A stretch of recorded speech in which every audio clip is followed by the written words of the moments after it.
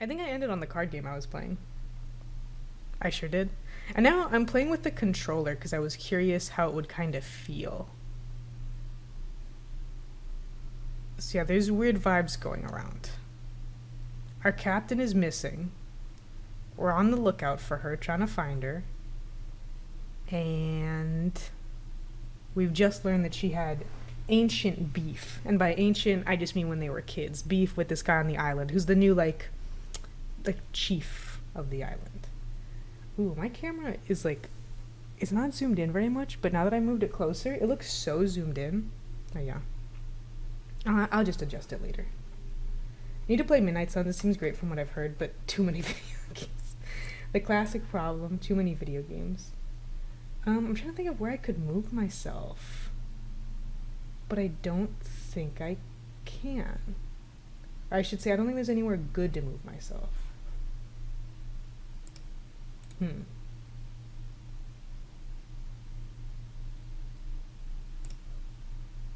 Let me see.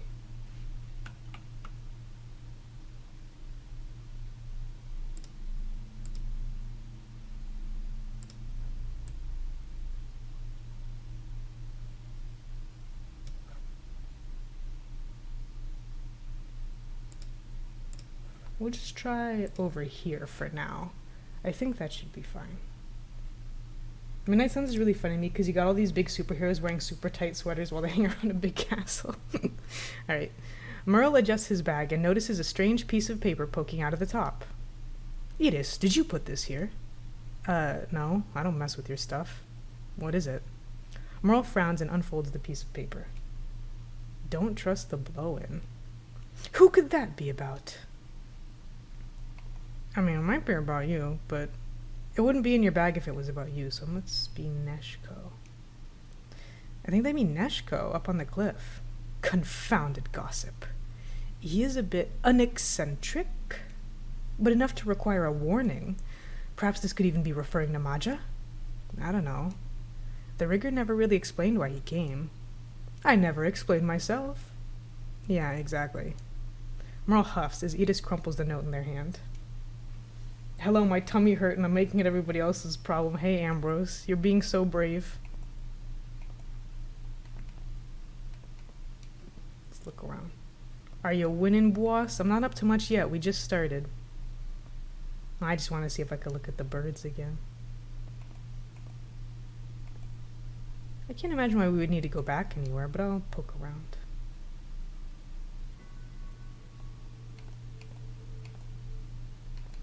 This mostly looks the same. Maja's house feels colder now, somehow more empty.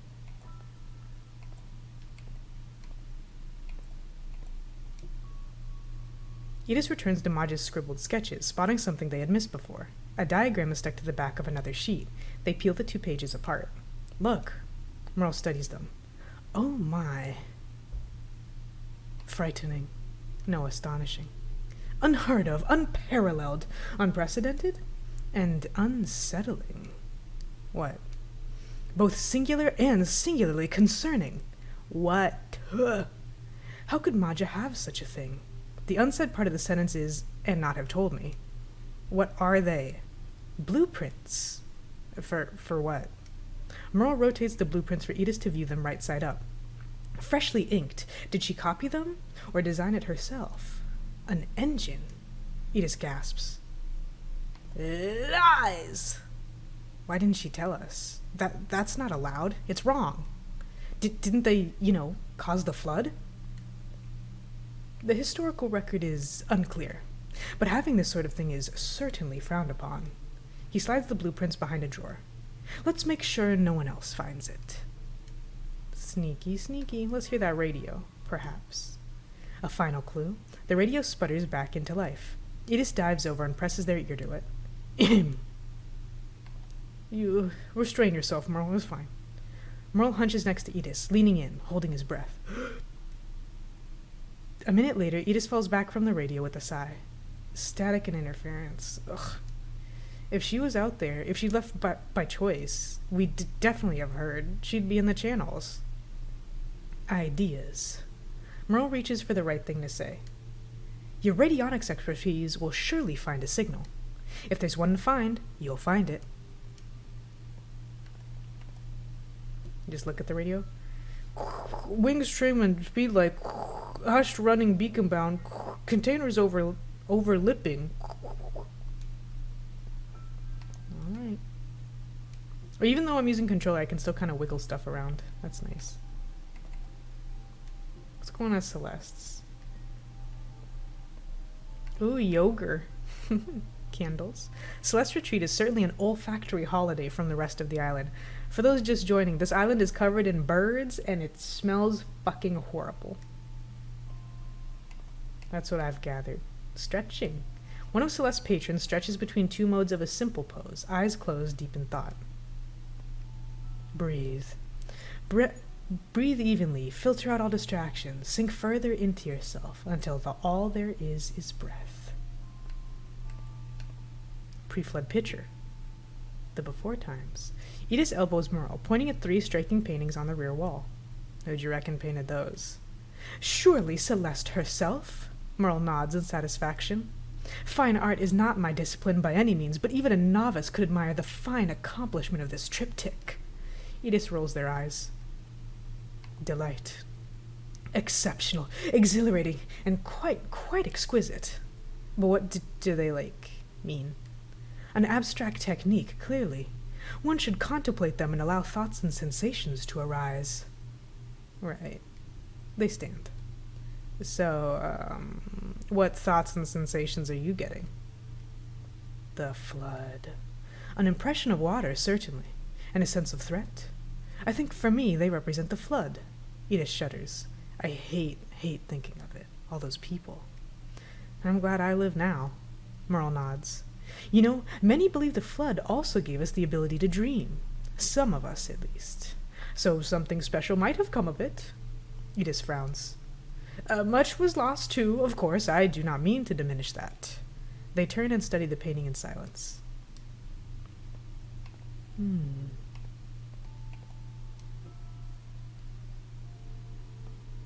Ooh, poultice is such a good word. A poultice. And wait, we already gave Mope the sling, right? Yes. We still got other problems, but hey. Yay, my stickies.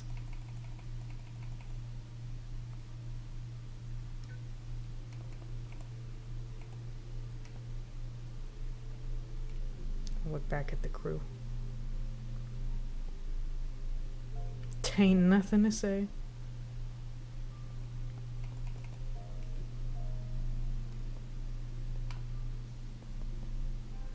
I was gonna say, can we go try to talk to Neshko? Oh, we can do either.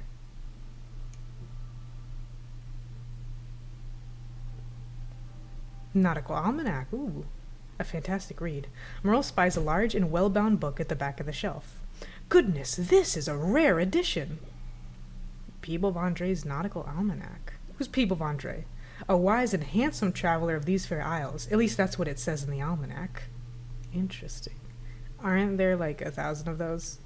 Don nods approvingly. Yes, but not this old. Rare one like this wouldn't have been reclaimed or rotted, you see. Enthusiasm. Merle lets out a slow whistle. This one has a chart of every island by language and a chapter on dialects. Edith looks interested, despite themselves. Can't say we've had much use for it here. Not many folk travel far enough to need it. Don studies Edith. Thinking of a long journey, are you?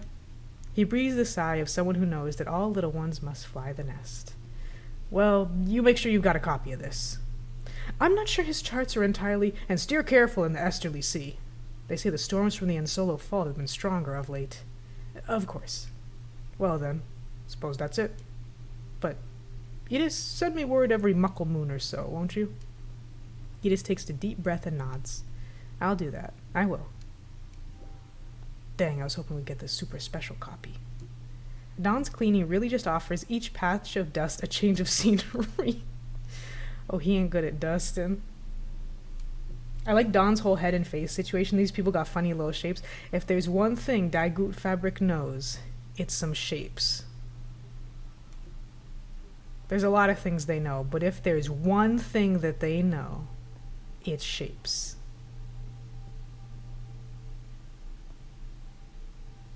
Bastard. I don't remember his name from last time. I just remember him being a bastard. The thing, I'm pretty sure either of these will advance. I am really curious to talk to Neshko, but let's try to stay on track for now. Feathers by night. Merle and Edith step through a circle of delicately suspended feathers. Someone is tending to the display with care and precision. Setting up for... Oh, God. The amount of words. Setting up for Njarmeister night? Already? It's never too early. Njarmeister? Eh? Njarmster? Is that right? Njarmeister. It's Njarmeister night tonight. Ah, of course, of course. No one is saying more. And, what is that? They turn to stare at Merle. You've been here 3 muckle moons and you still don't know?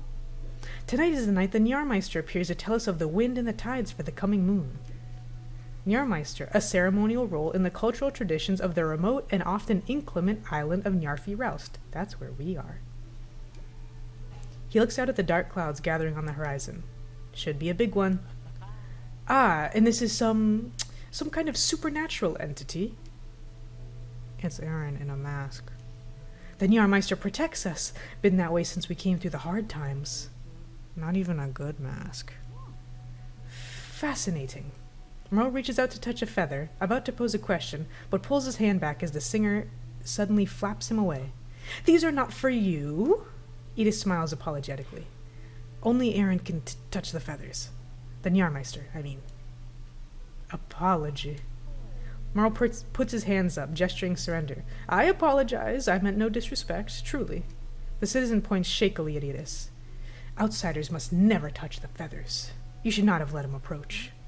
Merle withdraws, nodding with all the politeness he can muster. He leans into Edith. This ritual. Aaron is involved. Yes, he...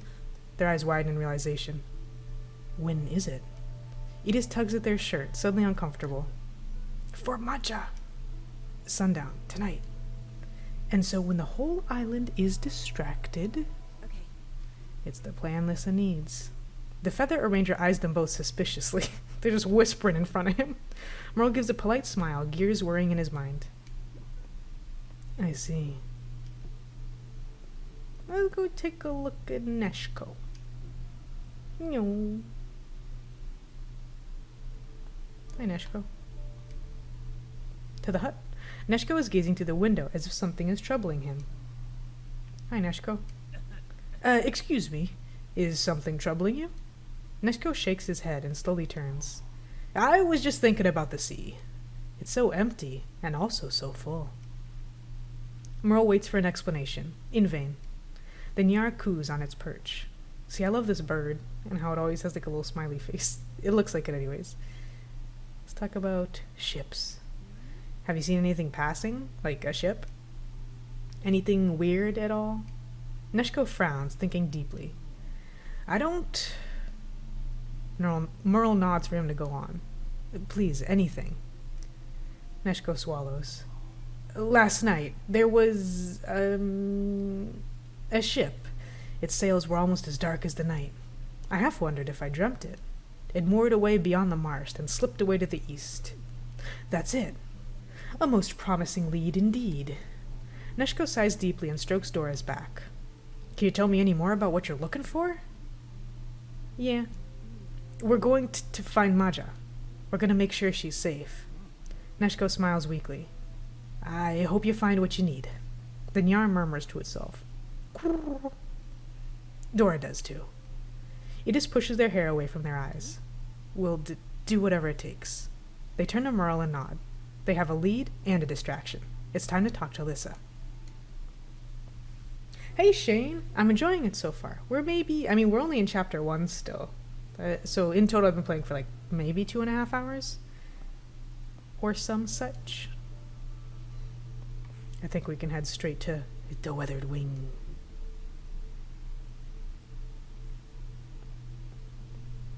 Tick-tock. The key to it all. Merle strides over to Lissa. We have it. Tell me. A peculiar ship was seen here overnight in the moon's dark. We believe Maja left with it, either willingly or by force. Lissa pales. And we have a distraction. The Jahrmeister ritual. Edith's discomfort is plain to see. Confidence. A lead and a distraction. Lissa sighs and pulls aside her cloak to reveal the key. Merle and Edith gasp. I want you to find her, but Aaron, if you take to Kelpie, I don't know what he'll do. Inspired. We have to take it. We need to find Maja. Edith is shaking with excitement, perhaps also a smidge of fear. While Aaron and all others are occupied, we shall sail to Kelpie to find Maja. Lissa studies Merle and Edith very closely, as though looking for something deep inside them. I believe you will. Take it then. She unloops the key from around her neck and passes it to Merle. Find her. And when you do, let me know she's safe.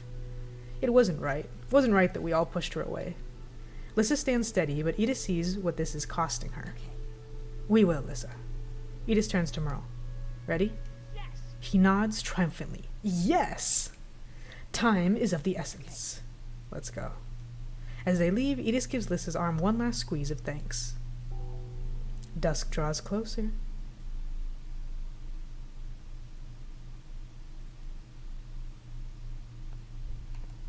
Sticky table. Layers of spillage have accumulated over time, turning the table sticky into a peculiar kind of laminate. Ew. Simon and Agnette. The unspoken truth. Merle squints at the picture behind the bar. He can't remember ever having seen her on the island. Agnette, shh. Agnette, shh. I beg your pardon. Shh. She's gone. Shh. Do I understand you correctly? Agnette is not, in fact, here? No, don't say it. She left him behind, and Simon, he'll never accept it. Can't stand if you say. The islander staggers away. How strange. Oh. There's so much stuff to look at. Citizens. The community gather, tensely awaiting their Jahrmeister. Oh, that's Aaron up there. Aaron stands high above the crowd, adjusting his complex costume, shedding feathers into the breeze.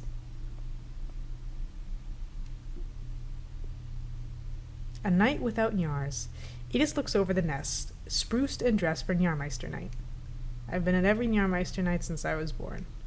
Edith looks towards the sea. Can we really do this? Reassuring. I have every confidence in you. I know you've struggled to find a purpose that suited you, but I'm convinced that you... I very much look forward to seeing what you can achieve beyond these particular shores. He sweeps an arm across the view, out over the horizon. There's a wide ocean for you, Edith, and somewhere on it is our friend. I was trying hard to make up for pissing them off earlier. Potent poop. The ground is scattered with puckle feed, as well as mounds of particularly pungent guano. Restless radio. The mysterious Neshko seems to have left his hut in some kind of rush, the radio left on, crooning into the empty evening air. Oh, let's snoop then. I don't know where there it is. Is Edith non-binary? I don't know. I would assume so, as using they-them pronouns in a Vimeo game. That is generally what it indicates, but who's to say? Pronouns don't always mean gender. Not only is Neshko absent, but so too is his favorite bird, Dora. Perhaps they've gone on a trip together. I mean, they had to have gone somewhere. Oh no, a bird napping? No. Dora is Neshko's bird. I guess it could be, but it wouldn't seem so.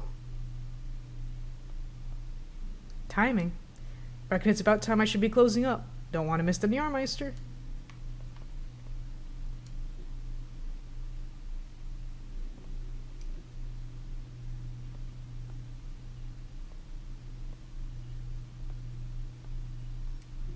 Well, now I can poke into the gathering hall since Aaron's not there. Let's go look at his stuff. Aaron's desk is conspicuously vacant, meaning that he must be at the nest preparing for his lead role in the evening's events. Oh, okay. There's something else there, though. Birds. The collection of icons represents the birds of Nyarfi. As they say, in the hard times and the good, the birds always provide.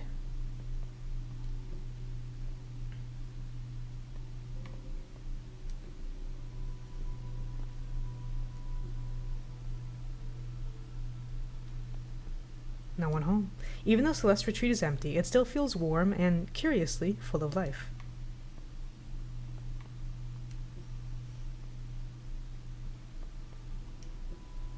One last look, one last listen even. Benkov's flickerings yaunt the fault. All blinkers liftward. I don't know what any of that means. Maybe someday I'll know. Empty chair. The bench the guard once sat on is now vacant. No one misses Jahrmeister night. Excellent. Any birds to look at? Yes. Pungent aroma.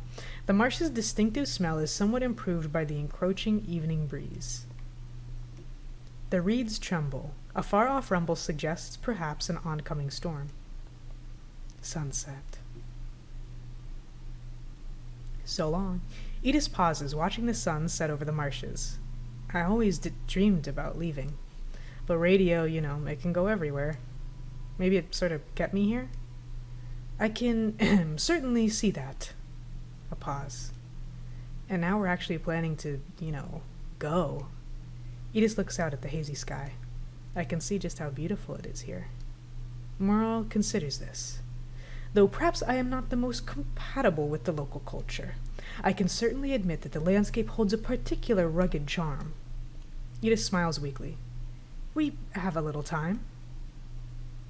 Edith waits as the sun sinks slower, the birds of Njarfi roused calling all around. Oh, leaving home. Crew hut.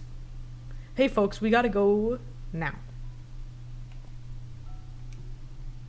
Adventure beckons.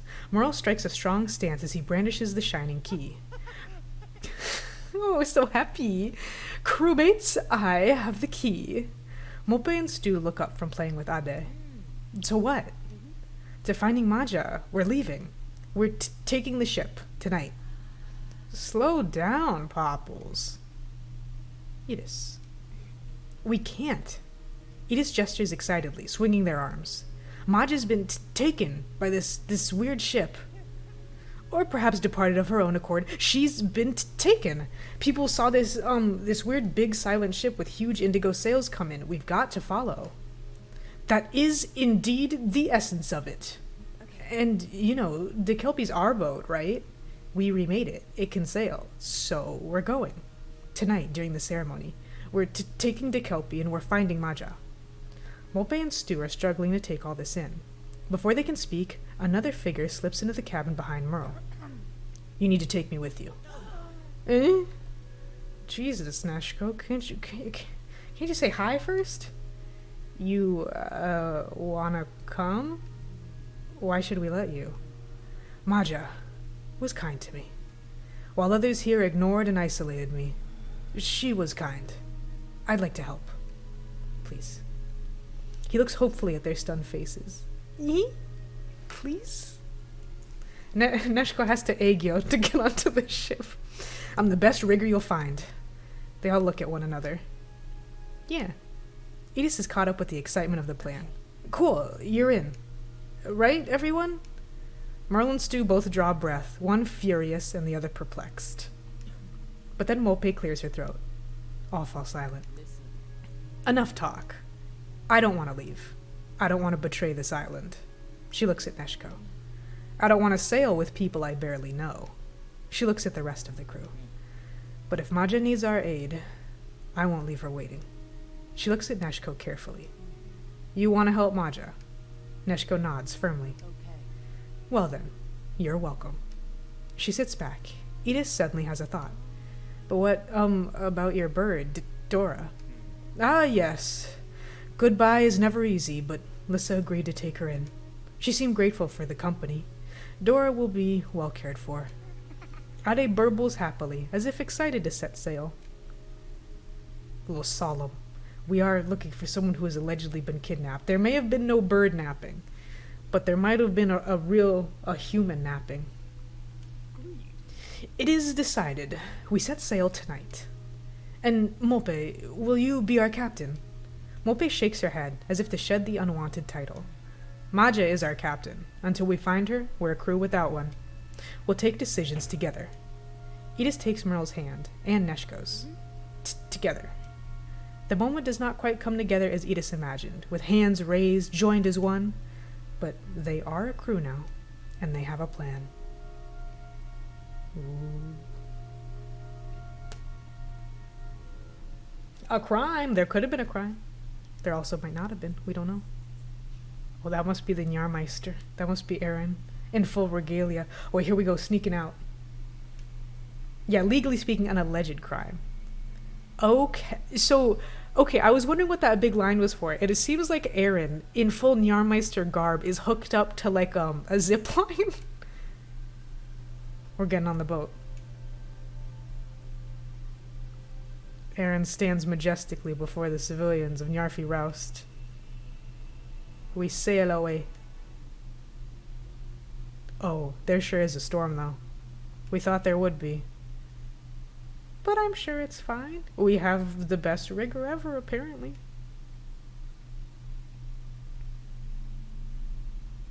The newly minted crew of the DeKelpie, having sailed straight into a storm, find themselves in a still moment. Time to regroup, pick up the pieces, and chart a route to safety. Now, boat time! The bilges! The bilge water seeps and splashes out from the toilet. Molpe notices it and scowls. Someone else will have to mop it up this time. Ade needs her. Loose leaves. Merle's formerly folded undergarments are scattered on the bunks and his pages of notes fly loose around the boat. No, it really has been a storm. Broken plates. The plates always seem to stew too beautiful for such an old wreck of a ship. They lie on the ground now, in jagged shards. I'm sure it's because they fell off of the shelves, but I like the incidental implication that Stu threw them herself. Or maybe just didn't care. Saw them sliding and said, eh. Let's do Molpe. Will we make it? The Kelpie's hull is groaning in protest. Ade has been screaming since they left Njarfi Roust. Molpe has had no luck calming them. It could be through the worst of it. The Kelpie's held together this far. Faith. If you get us through this, I reckon a powerful wave rocks them violently. We will make it to the next port. A roll of thunder vibrates through the hull. The Kelpie. Molpe's jaw clenches. This ship has withstood many storms. Stu grasps the seat of her chair tightly. Aye! Ade's screams grow louder. Oh. Imagine being a baby in a wooden old rickety-crickety ship in a storm. I'd be screaming as an adult. We can do this. The Kelpie hasn't put out to sea in a long time. The old ship groans as it heaves through the roiling waves. Molpe speaks softly to Ade. Little one, every storm passes. A drop of icy water falls through the hatch and onto Molpe's face. Keep her steady, Molpe. Molpe closes her eyes firmly and hums a lullaby close to Ade's ear. As she finishes, she whispers, The Kelpie will weather this storm. Spoken to reassure herself more than anything. Lightning strikes again. Was that boom of thunder even closer than the last? Ade whimpers and holds close to Molpe's chest. If I were a baby on a rocky ship, I would simply remain calm and rational. Built different as an infant. Favorite feather. Also, hi, Danny. I don't think I said hi. Ade grips tight onto their special blue feather, source of all comfort. Only it can keep them all safe. Oh, you baby. Poor baby. Radio. Mayday. Radio. Urgent. Repeat. It seems Saltsea associates have stolen DeKelpie. Any Njarfi with knowledge or news to the gathering hall immediately. Repeat, any residents with... I bid you a good... Edis turns the dial to a new frequency. Shut up, Aaron. Merle. Gathering storm. A sudden wave knocks DeKelpie. Merle falls to the deck, catching his already injured arm on the way down. Rust it! Merle is not usually someone to use such language. He clasps his arm. Neshko looks over, concerned. We'll weather this storm. I'm sure of it. Merle raises his voice to be heard over a sudden squall of rain. Squall.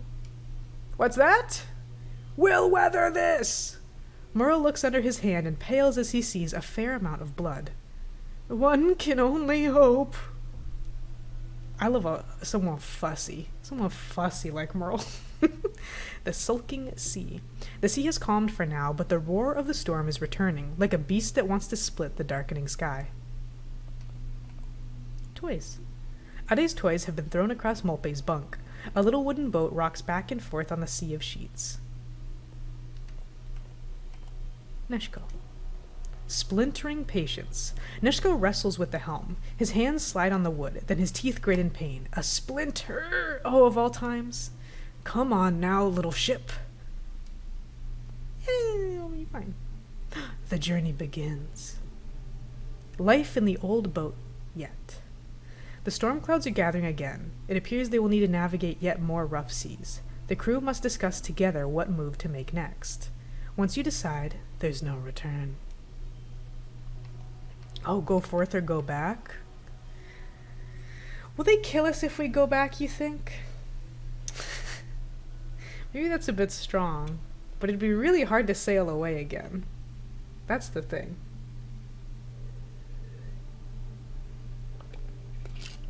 Merle is injured, but if I'm, folks, if I'm being honest, I don't think Merle was necessarily going to be that helpful in the navigation of the ship. It's not his job, not his role. I mean, Stu, Mope, and Iris are at the present time. I mean, I know it's what's it called? The Eye of the Storm. I think we gotta go for it. Merle kind of sucks. No, I like Merle. He's just a kind of what's that word? I can't think of it. He's a dandy. That's what he is. But he's really smart. He's just kind of, that's our autistic king. He cares about 3 things, and I just added a 4th of a cute girl he saw, and that is it. And I respect that.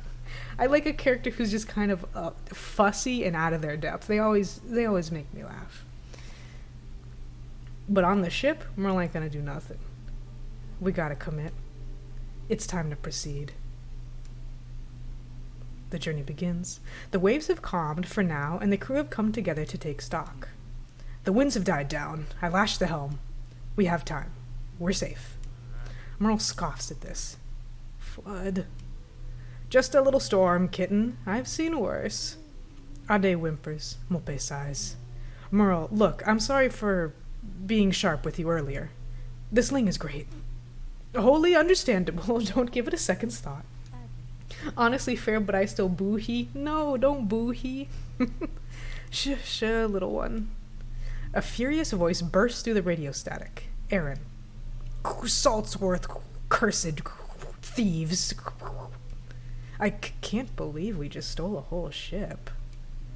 Borrowed. Borrowing without permission is possibly not the time, kitten. Resolve. We can't. Now's not the time to panic, folks. The crew falls silent for a moment. Neshko speaks in a hollow voice. There was a ship. I saw it. Silent, deep blue sails. So we borrowed. The storm kittens. We're out of it now, but we've suffered plenty damage, and the skies still look bad. Molpe stirs reluctantly, knowing the crew listened to her. Pardon. The Kelpie's tough, but we didn't finish our work. The rudder, the anchor. The rudder's much more important than the anchor. The rudder. Rudder's shot. In need of serious attention. We can barely steer. Aaron's fault. We can't steer? That does seem pressing. And even if we could, do you remember when we were stealing aboard? Anyone remember putting in an anchor? Stu is the quickest off the mark. Oh. Neshko laughs quietly. What? We haven't got an anchor. No way of mooring, and even if we did... Strength or cracks? Let's say cracks. Neshko's laugh builds, echoing around the tiny ship. Please. I'm sorry, look, I'm with you. Can't go back now anyway. Left some unhappy faces behind. That's what I'm saying, Stu. Look at Ade's little face. I know you can just barely see that below me, but look at that little squash. She gestures at the curses crackling from the radio. So this is adventure. They all look at him. So what now? They sit in the creaking galley, newly formed, uncertain of each other. Confound you, Rudder will never... You just try... Certainty. Just a potato. I love Ade. So cute. We're heading east. No way of changing our heading. There is something out that way. Mope nods. The float. Fascination. I'm fascinated. Indeed, a place of many cultures where we will certainly be able to procure a good plan. They should have what the rudder needs. And an anchor. We'll be able to use the sails to find a stop. As if in answer, a squall of wind batters the ship. The crew hold on, looking to each other. And then, well, it's not like we don't know how to fix this ship up. The voice in the radio fades as the little ship rocks on the growing waves. Look at this. Wait, no, this is the problem with, like, where the webcam is right now you can't see Ade's face, and it's really good, so I'm gonna move so you can see it. Look at that. Just a little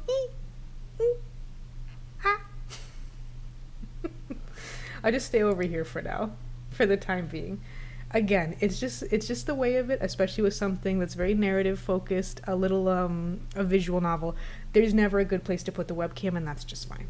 That's just fine. Yeah, a coconut face, exactly, like carved into a coconut or like a squash, not a pumpkin, a squash or a coconut.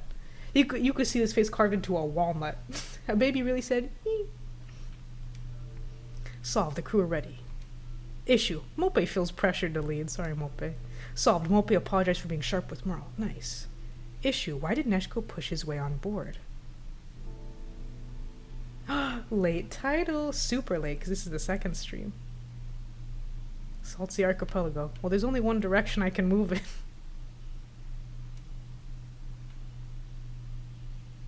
Oh, okay, so we're not the Saltsea Archipelago then. They said good that they're going east. So I guess we're on a weird angle. Byung. Chapter 2, Float and Gardens. The crew crash land on the traveling trade community known as the Float. They need to search for both leads and repairs. Who will explore the busy thoroughfare? Play this newly unlocked chapter. Oh, watering plants, reading a little book, plucking fruits, cutting leaves, a gardener. Oh, look at this. Doing a little stretch, see a boat on the horizon. Asleep, the boat grows closer, keeping in mind we do not have an anchor. Oi!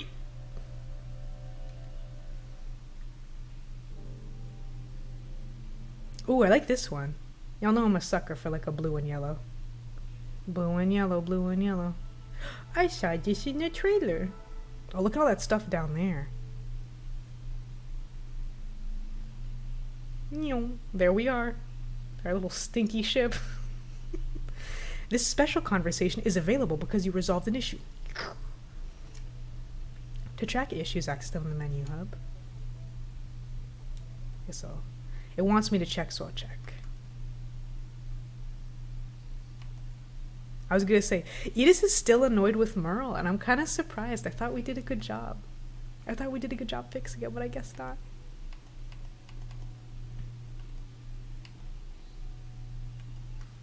Let's look at my stickies. Yeah. Oh, there's Neshko.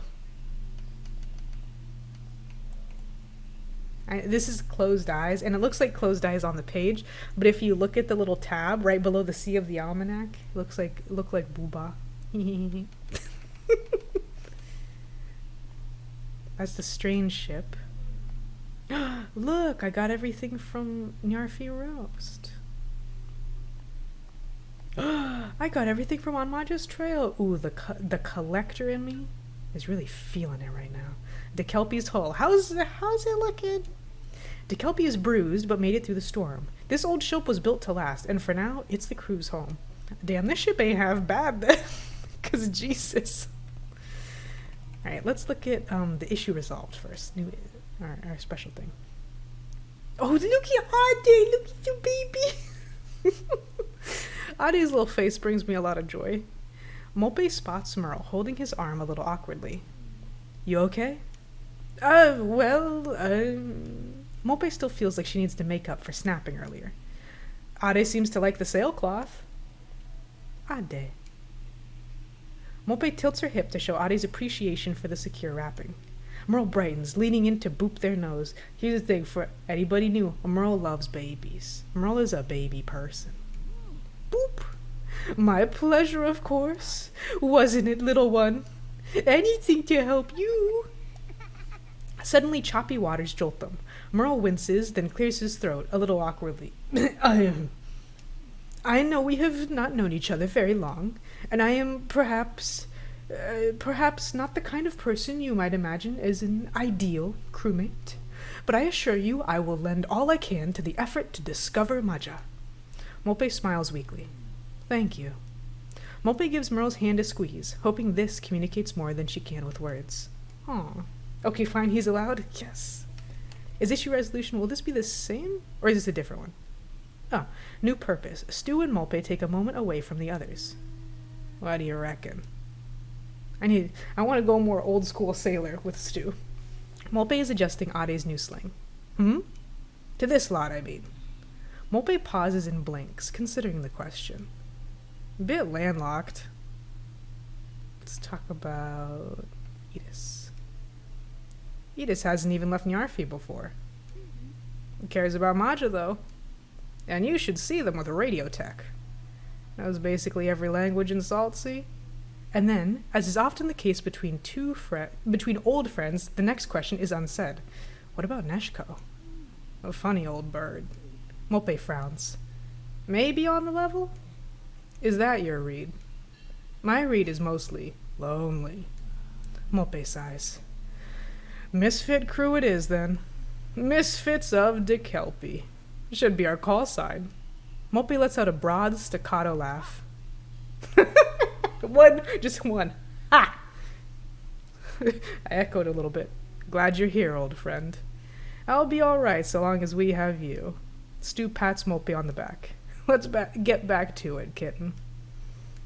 You're not as loud as Stu. We love Stu. Injured Merle. Poor Merle. He's been here for 3 days. I'm exaggerating, but still. A deep cut. Merle takes a sharp breath and holds the wound on his upper arm. Stu looks at him, frowning. Let me look, kitten. No need. I'm perfectly capable. We all know you're capable. We also know you're proud. Humility. Merle gives a resigned sigh and holds out his arm, wincing. Rust, a deep cut. It is. Stu sniffs at the wound. He jerks away in confusion. Please, we need to clean it properly before we stitch. Merle pales. Just a couple stitches. I'll have it done in no time. Stu shouts to the boat as a whole. Sabla! We need fresh sabla! That'll heal you up and prevent infection. Not the easiest to come by, and salt water will do, but let's see if we can get you some sabla. If anywhere has it, the float will.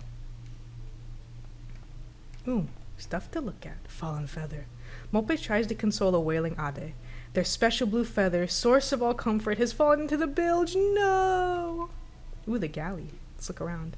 The galley's a chaos of scattered spices and battered cookware. Stu sighs. It's gonna be a long day, rescuing what you can. What now? Maja frustrations. Oh, maybe it's pronounced like Maja? Like major frustrations? Is that how I'm supposed to be saying it? Because maybe it does just mean name frustrations. But I have to imagine it's a pun. I'm gonna start saying Maja then. Mope needs to confide in her old friend. I don't believe it, Stu. I won't. Stu bustles around the galley. She can't look Mope in the eye. Could be she was taken, could well be. Either way, we'll find out, won't we? You know Maja. Anger. I do know her. Stu is surprised at this outburst. I know her better than any of you. And she wouldn't leave me, not like this. Her voice wavers. Ade puts their arms around Mope's neck. Stu pauses to pat Mope's hand. I know, kitten, I know. And I believe what you're saying. It's just... Mope looks up, eyes burning. What? Stu chooses her words carefully. I just want you to be prepared. For whatever comes. No more Nyars. No time for Nyarfi. Merle is muttering as he sits, frustrated at being injured. Edith calls over from the radio.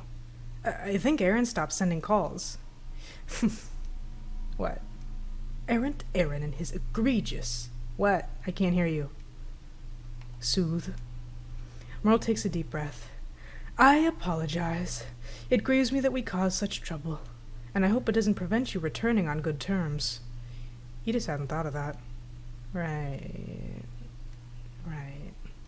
They return to the radio. Progress, Merle apologized to Edith. Maybe I'm a genius. Maybe I'm so good at this game. Radio.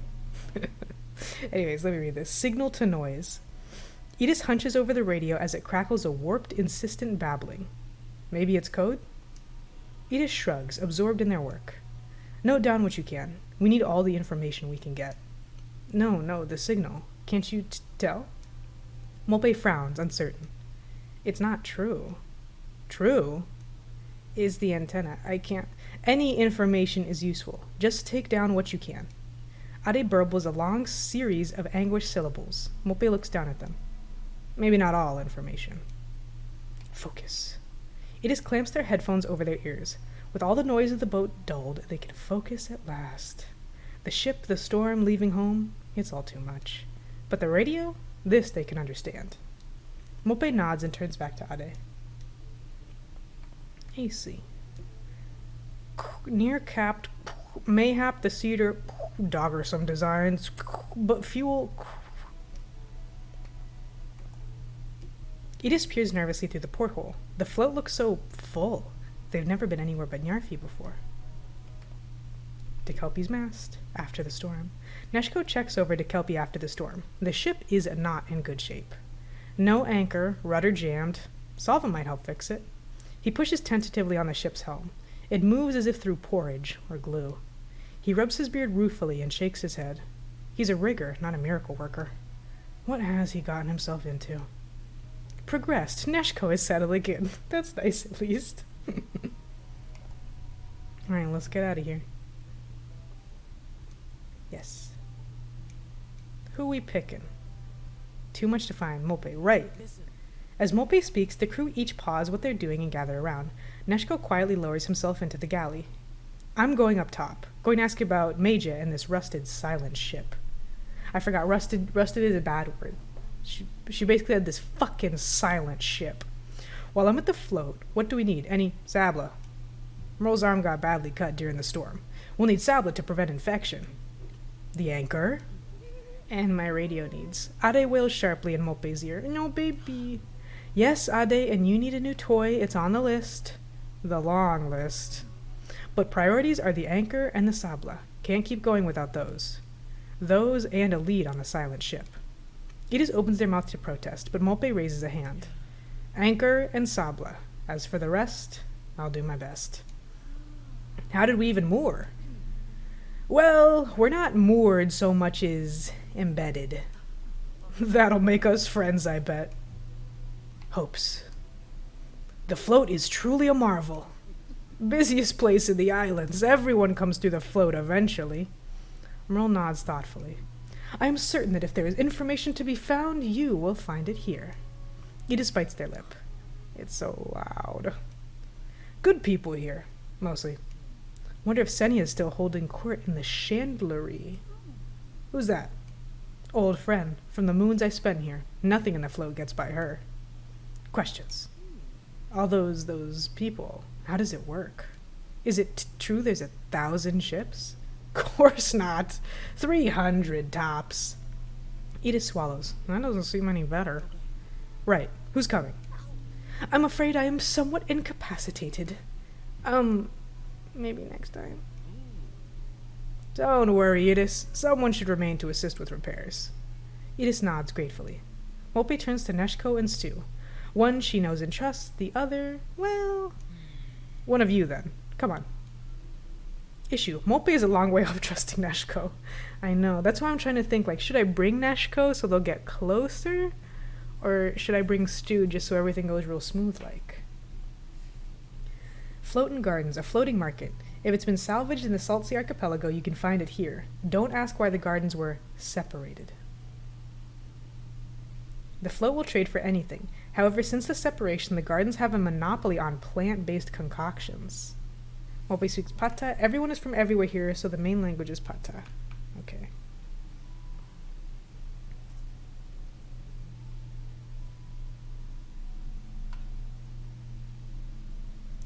There's something comforting about the anonymity of a place people mostly pass through. A quiet philosophical rigor. Not much more is known about Neshko yet. The thing is, because I'm thinking, like, Molpe is sick of having, like, authority a little bit and kind of being the captain. So my thinking, and she also doesn't trust Neshko, obviously. My thing is that if I bring Neshko and have him act captainly and answer, like, a lot of questions and talk to people a lot, then it'll kind of take the heat off of Molpe, and she'll feel better that he's here at all. I also just noticed that Mope has, like, super curly chest hair, like, all over. I didn't notice before. I thought it was a shirt, but now that I've seen him higher up, I'm like, wow, good for him. Let's bring Neshko.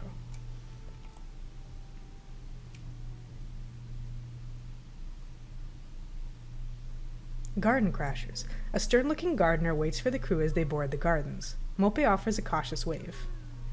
Thank you for taking such care with your approach. Apologetic. We did crash. Right. Sorry about, crashing into you. Is there anything we can do to help? The silence is broken by an ominous creak. De Kelpie's mast seems to be listing to the left. The truth. We were sailing hard from Yarfi Roust. The storm took us by surprise. We also have an injured crewmate. Mope looks around at the rich vegetation. You must grow sabla? Seiko takes her time replying. Could be. Sail with the wind. We'll keep with it. Could be if we had the right trade. All trades need a return. Seiko's having such a weird vibe. I'm just gonna keep being weird. Mope cocks an eyebrow. Ade tries to follow suit and sneezes. My colleague Hiromi, he had a misunderstanding with the traders thing. They confiscated his pinroot elixir. Pinroot, a mysterious substance rumored to be used as part of a concoction that may return an extinguished life. If you can get it back, we have sabla to trade. Sounds possible? Mope nods once. Boat thieves on the run can't be picky. Another theft. There's a warehouse at the far side of the float. I should think whatever you find there will be of interest.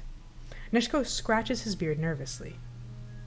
Are you sure, Mope? Your friend Senia may have a view. Mope turns to Seiko. Okay. We'll consider it.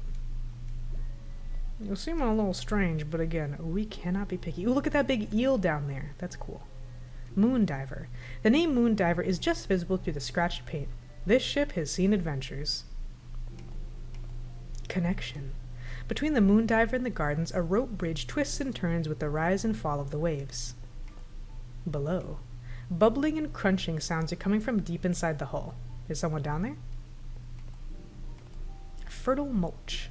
The plants in these plots are lush. Too lush, perhaps? Are you saying these body? Dead people? Could be dead people. Abundance. Unnatural abundance. The gardens are overwhelming in their greenness. Flowers, shrubs, and trees grow from every corner. Neshko sticks his nose deep into a large purple flower. This place. Seiko is keeping a distant eye on them to make sure they don't do further damage. Reservations. Neshko seems a bit... Mope keeps her voice down. It can't be natural. So fertile, and some of these trees, roots that deep? As though the branches are reaching out to hold us. Ade grabs at a plant covered in soft yellow beans, burbling merrily. Forest floor. The forest is verdant, luxurious. How these trees can grow in such shallow, salty soil is a mystery. Yeah, we go in soil and green, but the opposite. We might be. A bark heat trees. Culinary exchange. A spicy note wafts above the forest's earthy scent. Barkheat. Barkheat, a spindly tree with extremely potent bark. Shaving just a little on your food gives it a real kick. Brews into a fiery spirit. Recipes. Mope makes an affirmative sound. On sun-dried fish. Or mixed in a hot breve milk on a cold morning. Or muddled with fermented sunroot. Ade burbles in agreement. Ade, we have spicy food and you're just a baby. Delight. Neshko raises his eyebrows. Fermented sunroot. Sounds potent. Mope smiles to herself. You surprise me. Ade nods, wisely. Wise baby. I hope so. Alright, we're repairing the relationship. We're doing it. Let's look at the other stuff before we look at the hidden hatch. A man of renown. Neshko stops by a dusky-colored plant with a sturdy stem. He reaches up to touch its delicate leaves. Oil root, I believe? Oil root, a large black root crop, the roots of which can be crushed and refined into a slow-burning oil. When macerated... Macerated? I think it's macerated. It holds pigment beautifully. The ever-present Seiko slips into the conversation. One of the first things Hiromi planted. Recognition. Mope nods slowly. I heard his name mentioned once or twice. Seiko narrows her eyes. Once or twice. Renowned across the archipelago as our finest experimental botanist. She gestures to the floral flotilla. The famous shipboard gardener, genius of root and stem. Mope adjusts her sling. As I said, once or twice. Seiko steps away, unsettled. You must be from far off. Ade gives a pointed burp. Mope will not bend. Sabla? A proposition. Mope peers intently at a tall plant with broad leaves. Is that sabla? Sabla, a common and broad-leafed plant which, when pulped, is both antibacterial and analgesic. Analgesic? I think it's analgesic. I'm not... Let's just take it. We don't need to get ourselves involved in this mess. Seiko strides over. I can see you, you know. Guilty or forthright? Mope draws her shoulders back. You've got so much, don't be a hoarder. Why can't we just have a little bit? Because that's not sabla. That's redel. You can take it if you like, but if you apply it to a wound, then all you'll get is a nasty rash. I tried to say. Seiko huffs back to her propagation work. Mope's memory. Recent additions. Mope has been worrying away at something. She calls over to the gardener. Seiko? She looks up from her work. I was living here a few moons back. I don't remember. She gestures at the lush vegetation. Seiko nods. We joined the float recently. How? To maneuver ships of this size. Seiko shrugs. The float is quite used to comings and goings. And? We had need of certain items. Like what? Seiko studies Mope carefully. Our research is rather specialized.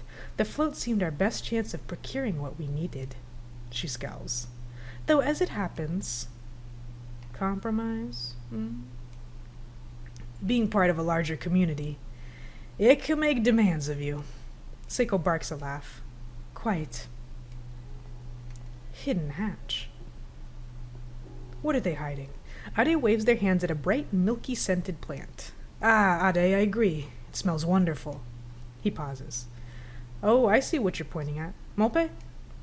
Mope frowns. Ade peers over her shoulder. A hatch? To where? Where does it lead, I wonder? Neshko drums a finger against his lips.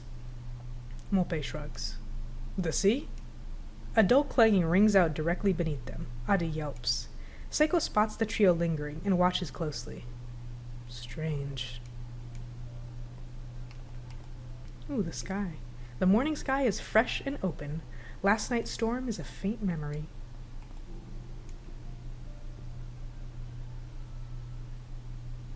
Mope's memories. The sounds and smells of the waking float drift over the many boats. Songs and spices, traders' morning calls, sizzling pans, languages from across the archipelago.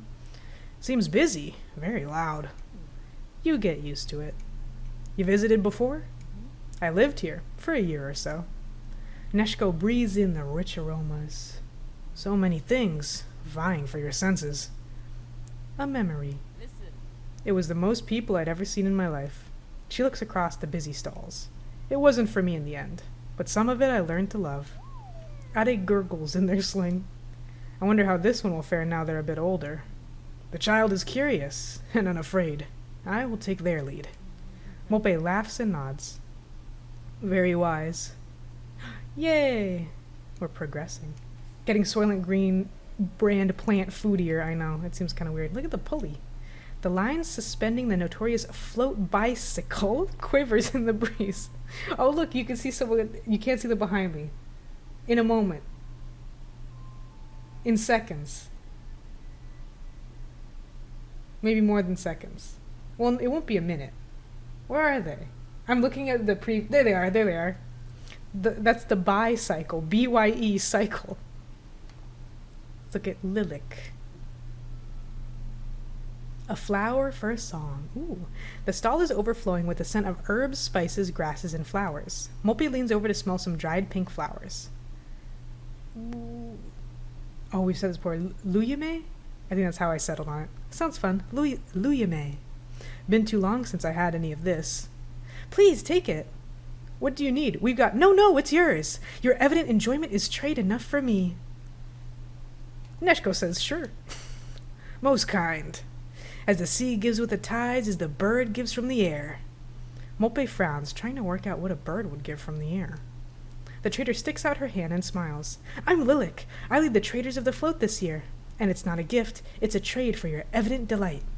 After all, as they say, a flower for a song. Do they say that? Of course, don't you know the song? A boat for a flower for a song for a favor. I get the picture. I'm grateful. Pleased. A beautiful voice. You have a beautiful voice. But you must take something for it. Ah, but you gave me the feeling of remembering home. A fair trade for a small thing. How did it go? A boat for a flower. Thank you, Nashko. For all of us, far from home. Mope nods evenly. I will tie it above my bunk. Lilac smiles warmly. Oh, that was nice. Ooh, fabric trader. Away with you! I've rags to mend, stitches to sew, and all manner of weaving to finish before the sun strikes the sky. Canoe. A bouquet of spices wafts over from a nearby stall's storage canoe. Is that Agnette? Is it? She chose to leave? Gaggy. The Galleria's trader is reclined in her chair, eyes closed. Dream sailing or merely sleeping? Neshko has a thought. I feel as though I recognize her. Ade grizzles sadly in their sling. You do. Though you won't have seen her in person before. Oh. The portrait at the wing. Agnette? Confused. But Simon, he seemed to think. Right. I knew her first when I lived here. Gave me a shock when I saw that portrait. I was lucky one of the islanders took me aside, or I'd have spilt the sunshot. Agnette. She vanished from her home without a word? Mope is coming at the story from a new perspective all of a sudden. I suppose. I thought I understood it. You can't always tell someone you have to leave. She doesn't continue the thought. Neshko scratches his beard. I'm sure she had her reasons. Are you talking about Agnette, or... Neshko looks away. I can't imagine how it feels. Ade reaches out from their sling, giving a little cry. But if there's anything I can do... Mope thinks for a long time. Agnette made her choices, and it's not for us to interfere. They leave the still figure of Agnette behind. We continue to progress. Friends! Large portrait. Ooh, the first and legendary, a portrait of a sleeping woman hangs in the Galleria, titled in a showy script. Sailing Suchi, the first, the legendary. Why are her eyes closed? Sleeping or sea taken? Well, thank you for the hydrate. I'll do that. There's a flapple here, and I have an apple cider. Ooh.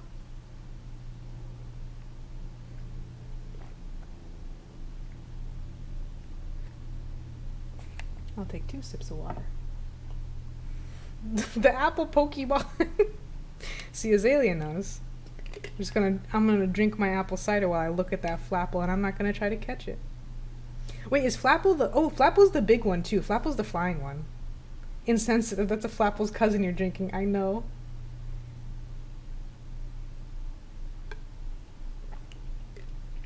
I forget, the little one is called Applin, I think. And then the other evolution is called Appleton. I like Appleton a lot more. I think Flapple's kind of ugly.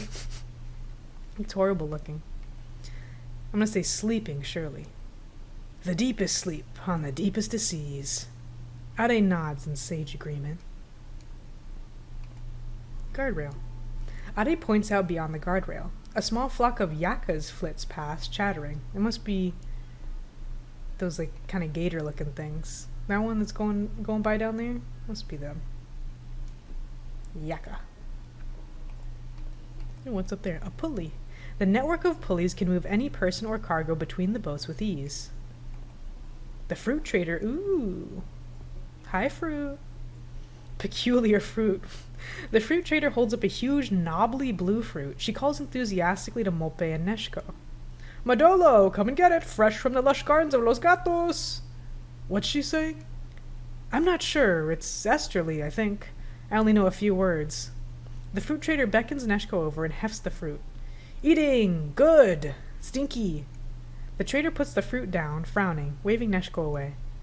Perhaps I said something wrong. Don't like the look of that fruit, anyway. It looks strange. Ooh, fisher. A contented young fisher dangles their feet in a gentle dance as they whistle a tune for their catch. That's me. Oh my gosh. Right above where the cursor is for enter chandlery, look at that green thing just getting it. Just dancing. Dancing the night away. Hell yeah. Now I look at meat. Brave patties. Fried brave patties with bark-heat sauce. How much heat can you take? A way out. Exactly. It's Kermie, please, up there. Maluka, Fellini, fruits from Alcazar, Menta and beyond, come and get it. Hard work. The mechanic's boat clatters and clanks. At each loud crash, a greasy head pokes up and quickly ducks back down again. Machinery, ooh, rudder solvent. The scent of wax carries on the air as cranking, clattering machinery belches out smoke. Let me see about that rudder solvent. Grease in the trade. Mope spots a huge jar on the mechanic's stall. A cacophonous clanking comes from below. Solvent! That could help us out with the rudder. They wait. Patiently. Hello? The mechanic emerges from the chaos of the stall with a smile. Sure, I can spare a daub for you. I don't know what this voice is. And I'll even throw in one of these. They brandish a small metal disc with a hole in the center. What's that? It's a coin! Made it myself. Coin. Common pre-flood collectible celebrating famous persons or creatures of the era and the locale they originate from. Coin? You can swap it for things. I read about them in a real book from before the flood. Pretty, isn't it? Curious. It's shiny for sure. So what? I can trade your coin for anything. Small, convenient, goes on a string. And for the solvent. That stuff, just take it. So long as you also take this and spread the idea. Ooh, they're trying to invent currency on the trade ship, babes. They flip the coin in the air, then hand it to Mope. Mope takes it and shrugs, glad for what seemed like a good deal. You do repairs as well, right? Winches, wheels, tinker with the odd radio. Small stuff. What's your problem? What isn't? There's damage all over the ship. Radio's a mess, too. Oof, nasty. Reckon that's beyond me. You'd be best off sailing to Sisao, half a day's sail east. Might be someone there can help patch up your comms. Excited. East. There's Marden out that way. I've never seen their spring nests. Is it a bird? Is he a birder? I know that he liked Dora, but I thought maybe he liked that particular bird. Neshko just a bird guy? He smiles to himself. I wouldn't know about that. But Sisao, that's where you want to head for any radio work. See if they'll take my coin. What do you think, Ade? Ade gurgles mysteriously and snuggles into their sling. Ooh, a mysterious gurgle. Let's keep looking around. Oh, here we're at the end. Wonderings. If a woolkit follows you in a dream, it's a good omen. Or is it bad? I can't remember. Trapdoor? Stay away from there. What's this? Suspicious guard. Oi. We don't have to talk to no suspicious guard. Pink spoon. A spoonful of joy. Nestled among a pile of rusty junk, a bright pink spoon glistens. Ade stretches a chubby arm out to it. Ade, that's not a toy. Ade disagrees. And yet... It's not a toy. And yet... Oh, all right. Mope picks it up, gives it a wipe, and hands it over. Ade starts gumming on it immediately. The spoon was destined to fall into their little hands. Mope grimaces. Let's hope it lasts longer than the last plaything. We have the real barter economy. People say that, but really the barter economy of old was just people giving each other stuff because they felt like junk. All the wonders of the world may be gathering dust in here. Glimmering. Broken hours. A shiny object catches Neshko's eyes. Ah, an astrolabe. Beautiful. Astrolabe, a technology far more ancient than the expansion. Astrolabes aid navigation via celestial observations. I pray for barter economy. If enough gay people get into power, we can have a barter economy. Neshko holds the astrolabe towards the sun with one eye closed. Pieces of it drop to the ground with a loud clatter. It was an astrolabe. Fixable. Mope begins to gather parts. Don't move, The more she touches it, the more it falls apart. Ade waves their hands in an attempt at applause. There's treasure in Flotsam, but there's also just trash. Warehouse. And what about... He gestures to the watchful guard. You don't need to worry about that. That's the point. If we don't need to worry, why is there a guard? She folds her arms. Ade tries to do likewise, unconvincingly. The thing sets the rules, and we're all in the thing. If you want to change it, stick around and make your case. But if you mess with the rules, we've got the storehouse. What about the gardens? Is that what they did over at the gardens? I heard there was trouble. Jordy frowns, looking Mope up and down. Bad business. Still with Mescola gone. Who? He pauses. Not for me to say. Look around the flotsam heaps all you want, all right? But leave well enough alone. Interesting. Ooh, a scent. Drops of evil. Neshko inhales deeply from a perfume bottle. You guys can't see it behind me, but it is like a flat bottom perfume bottle with like a really heavily fluted top and then a little dolphin stopper, all made of glass. Intoxicating. Be careful. The flotsam keeper snatches the perfume from Neshko's hand. He raises it towards the sky. The sun's morning rays glitter on the ornate bottle. Ade giggles, delighted. Neshko. The scent is a work of art. How is it made? It's a strange and dark story. Jordy closes his eyes and clears his throat. Oh no. A man, Iskael, collected a bag of rich Yulukan volcanic ashes. This was before the flood, when competition for minerals was fierce.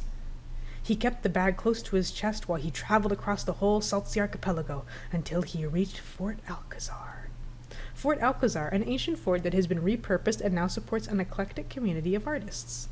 Ade gasps, eager for the melodic flow of Jordy's words. Time for a story. Please, do go on. There in that place lived a vicious woman of the name Vichanka. She threatened Iskael, who, crying on his knees, thrust the bag of ashes to her, begging for mercy. Vichanka had never seen such minerals. She snatched the ashes and condemned Iskael to death. Ade gives a yelp, of delight or fear. Thrilling. A sorry turn of events. Jordy nods grimly. Vichanka spent her life examining the ashes, until one day she accidentally dropped them into a clay pot boiling with berries. No! Really? Neshko gives Mope a shy grin. More. Jordy holds the moment in suspense. And then? The smell was overwhelming. The pure sensation made her weep. She quickly gathered the mixture and extracted drops of perfume, the most beguiling and valuable smell the world has ever smelled. No one has dared to put it on their skin. It is said that the soul of the evil Vichanka still rests in its very particles. So now you understand why I simply can't part with it. Too dangerous. There's a very full silence. Ade blows a raspberry. Good to know. You won't make a sale on us. Not like that. Let's enter Chandlery. I don't think there was anything else this way. I mean, there's the gardens, but you know what I mean. The all thing. Ooh, Piroporo, that's the dancer? Piroporos are fiercely loyal and excellent fishers, though this one seems to be taking a break to jive. Fuck yeah. Musical pair. As the musician strums in time with the waves, their pet Piroporo shimmies and grooves. Hell yes. Moon candles. People of Andre's moon candles, carved from the rare tallow of the legendary Star Wall. Anchor. A magnificent anchor rests against the rail. That solved one of DeKelpie's problems. I love the Piroporo. Let's look at the agenda.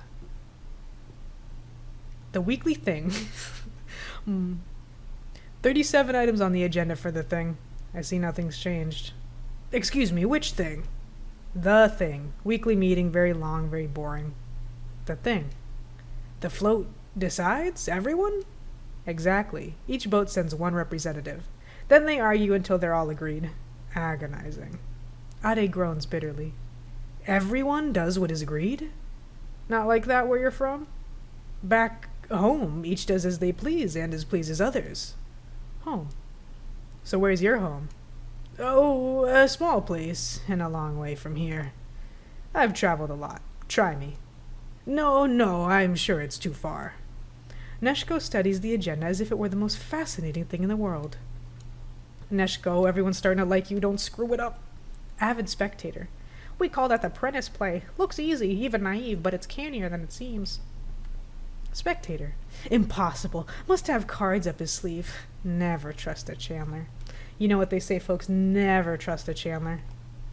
Let's talk to Senia first. We gotta talk to Senia. Oh, look at those heels. Hi, Senia. An older trader spots Molpe, and a big grin crosses her face. Molpe, that you?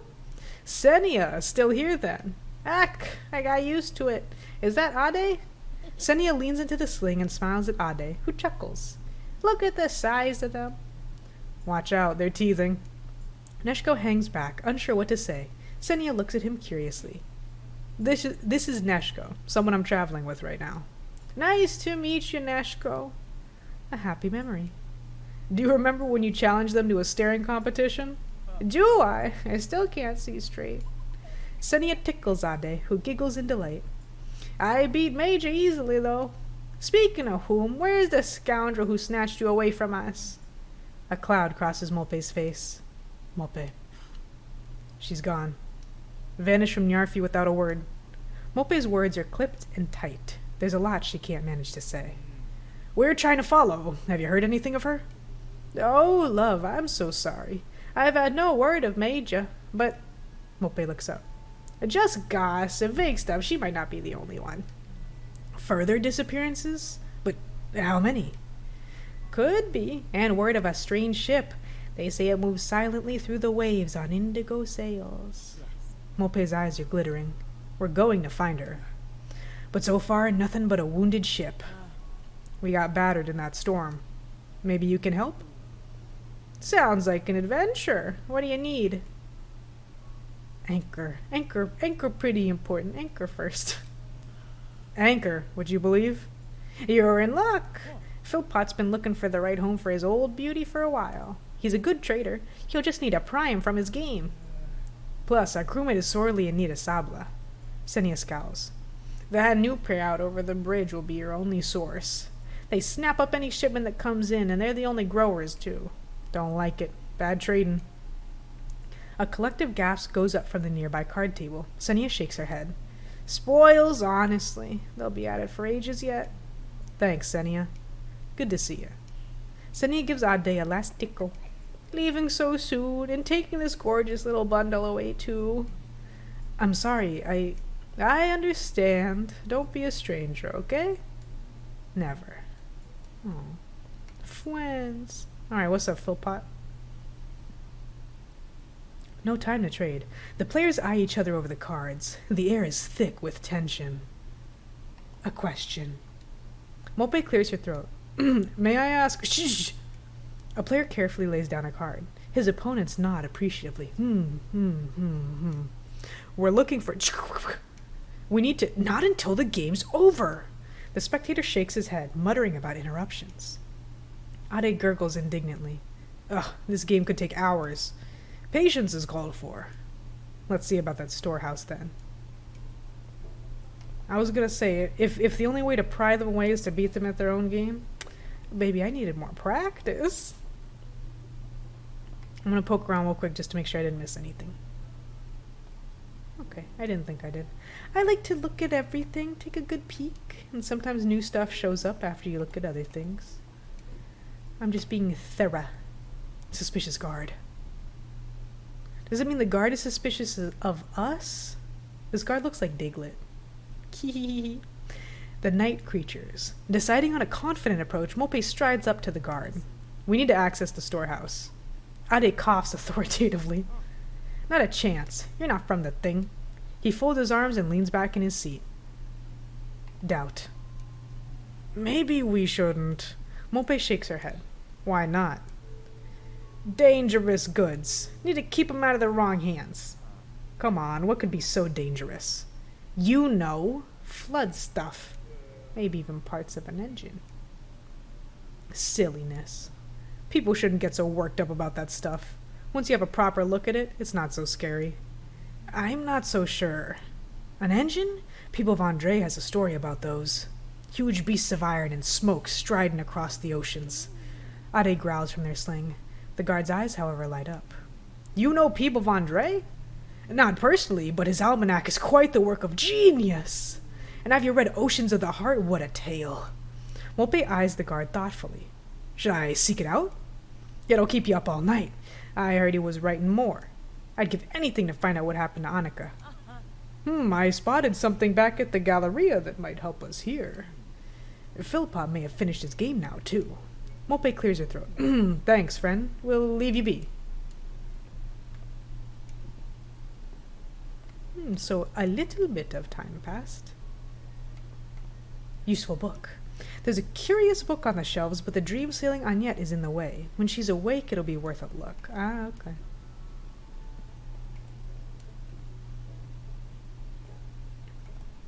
Philpott.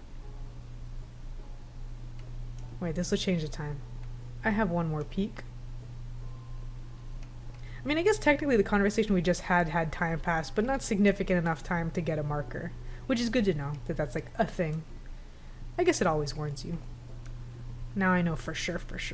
Doubly for sure. A witty trade. The silence in the chandelier is thick and potent. The four spoils players eye each other across the wooden table.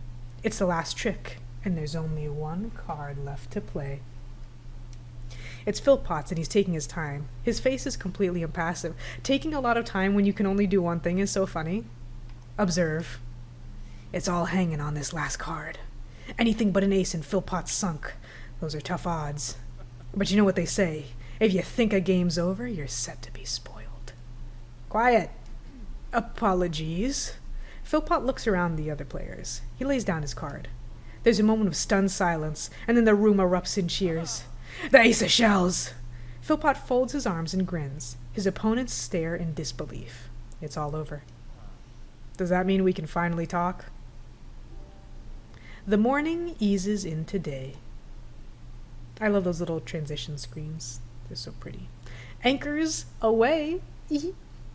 Their game over, the players are packing up their cards. Two dejected and two triumphant. Mope clears her throat, glancing over at the fine anchor adorning the chandlery wall. Philpott spreads his arms magnanimously. Another victory! They always think they can take me, and they always learn their lesson. Ade burbles their heartfelt congratulations. Mope dabs at the drool on her shoulder. What'd you need? Our ship was without anchor, bereft. Sailed all the way here without an anchor. I'd wager that's a tale for the moons. He gestures at the gleaming anchor on the wall. Old Beauty's a fine piece. It'll take a lot for me to part with him. Push harder. Or should I haggle? I don't think we have any money. I don't think we can haggle without any money. Push harder. Surely an anchor's not an anchor unless it's being lots of memories in that anchor. We could make more memories for him. Philpott frowns. Go high. I've a rare Njarmeister hell I can give you, one of a kind, full of the ancient legends of the Roust. Looks a bit moldy. Each spot of age is just another sign of its venerable power. Aye, all right. It'll look good on the wall anyway. I'll send a couple of young ones along with the anchor. May the winds give you such a fair deal. Mope turns to Neshko. That's that sorted. Time to check out the Galleria. What's that, friend? Mope blushes. Time's a-wasting, is all I said. We need to be off. Calm seas, Philpot. I could have gone low, but I have a feeling we should make this guy happy. The Chandlery rocked slowly in the late morning sun, the calm center of the float, creaking merrily with the rise and fall of the sea. Let's look at the goods. Ropes, rudders, sailcloth, lamps. The now risen sun lights the shelves of the chandlery, which overflow with all manner of useful boatware. Whispers. Worrisome gossip. Ooh, the cat person. Two of the card game spectators gossip under their breath. Neshko catches a word and listens in. Swears it's true. Flung them to the ground, breaking them clean in two. Disgusting. No wonder a swift exit followed, although I do hear they're a bit bizarre over on Alcazar. Curiosity. What did they do? Adi chuckles curiously. Well, never heard of again. Nikita, they say. A loud cough bursts from Neshko. What's wrong?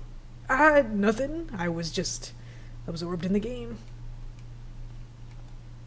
I'll play a round of cards. Bidding and hoarding. Genius. Table's free now. Want a game? I think they'll kick my ass. Bolesco. I would enjoy that. Mope frowns, but sits nevertheless.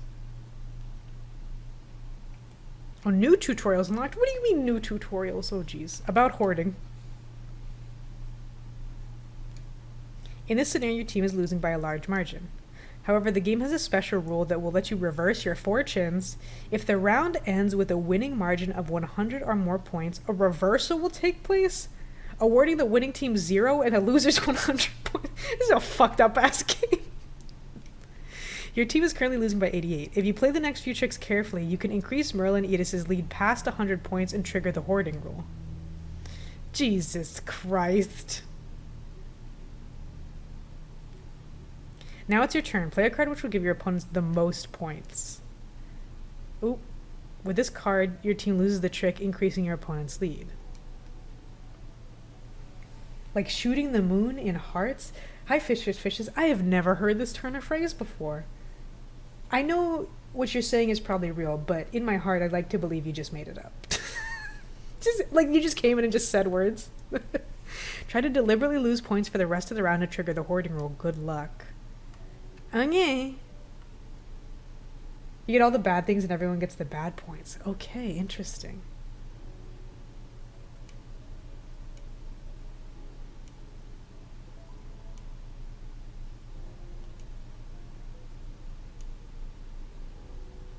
They're over 100. I don't know. So we just have to keep it at that lead. The thing is, an ace is the lowest. So I guess I should just use that. Let's make that lead nice and breezy. Ooh, Stu is in on it. It's over for these bitches. Unless they can give us 25 points in one round. Which is not going to happen. Huh, gotcha there. Hoarding! Okay. You know, like, this is like, do you guys, I don't know if this is just a memory that I have, or something that only happened to me, but do you guys remember when Red Dead Redemption multiplayer came out for the first time for the first game, and they had liar's dice? Ooh, the way I would eat up YouTubing friend groups just lying and being little bitches to each other, killing each other over them cards. Introducing bidding. In Spoils, the sweeper suit is selected before each round through a bidding phase. Each player reveals exactly one card during the bidding round, and all stay revealed until the end of bidding. Bidding starts with the dealer, randomly selected before each round, and then moves clockwise. The dealer is Merle, who played 10 of shells. The suit of the revealed card signifies the suit in which the player wants to bid. The point value of the card is the amount the player added to the bid for that suit. This means they bid 2 points for the shells suit. Stu played 4 of stars, bidding 4 points for stars. At the end of bidding, each suit's points are tallied. The suit with the most points becomes the sweeper suit for this round. All points count towards a suit's total regardless of which team bids them. Okay, if there's a tie, the next round will be played with no sweeper suit. Edis played 2 of shells, bringing the shells bid to a total of 4 points. Now it's your turn. Keep in mind that your team member already bid for stars. You also seem to have quite a few cards in the stars suit. Choose the best card to bid so that the total number of points for stars is higher than shells. I only have one with points, but then that's such a beefy thing I gotta use. Great job, stars wins the bid, so it becomes a sweeper suit for this round. The player with the highest rank value card in the sweeper suit leads the first trick. That's you. Now you know all about bidding. Let's return to spoils. Okay. Am I still in the tutorial? Or am I playing new? Look, Stu, you wanted stars, so I'm going stars. Okay. Not fucking bad. But if they played a 6 and a 3, they could have better cards, but I have a feeling that they don't. I want to be Doritos Locos Tacos Bold.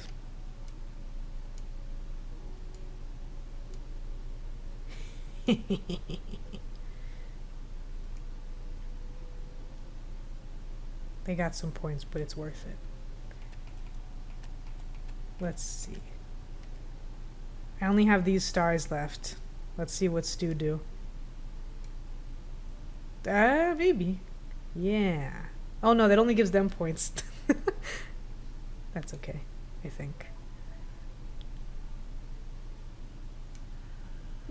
Not sure what to do here. Okay. Oh, she had a queen of stars. Why didn't she use that? Oh yeah. But they all got queens. But we're still in the lead. I'm gonna play it a little safe. I'm just gonna play a 3.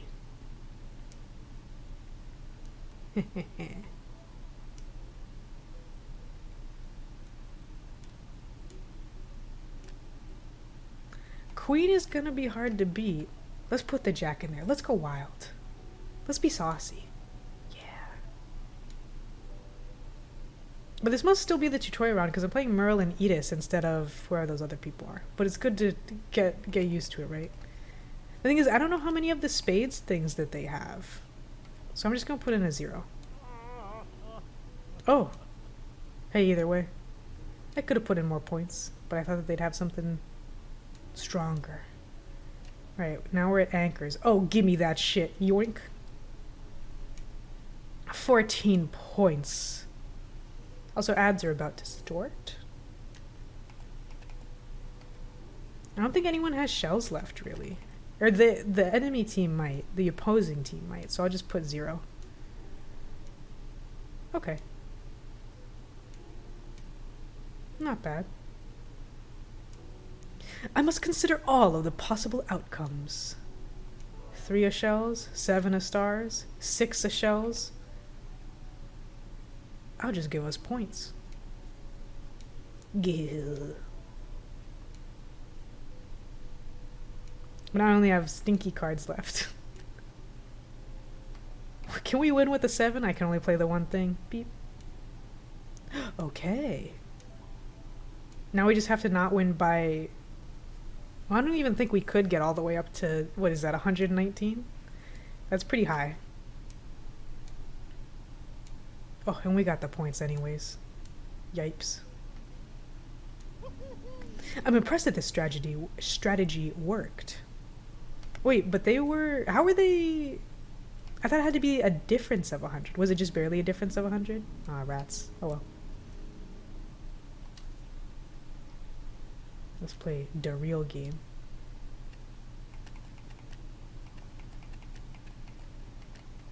I mean, I got a lot of stars. Well, yeah, I mean, 3 is a lot. But maybe I should use me spades. That's probably smarter. Or the shells. No, my shells all have 0. Alright, spades it is.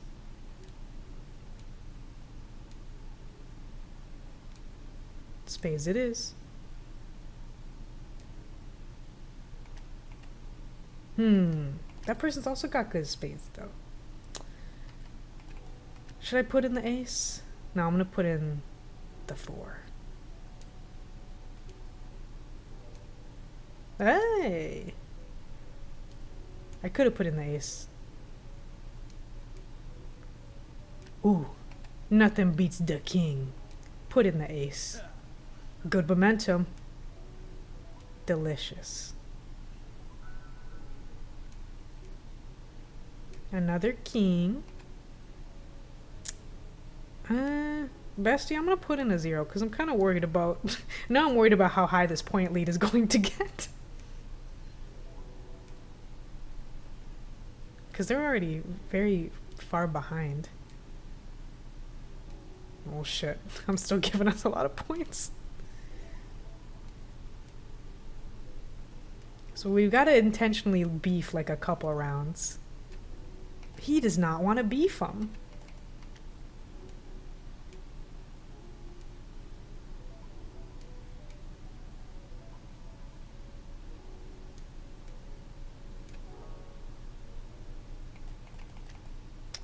I could play anything.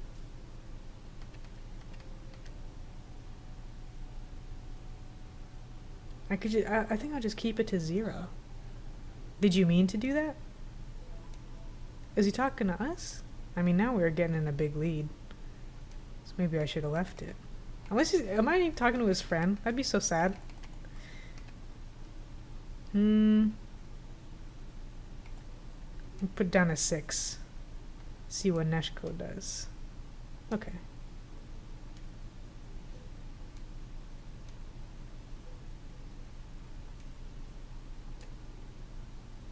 I got nothing. But now's a good time to get rid of my king, I think. Get rid of my fancy cards.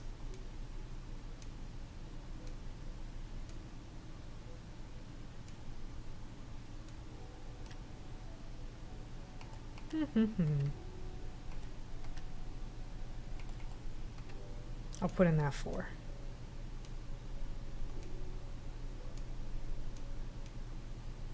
There we go.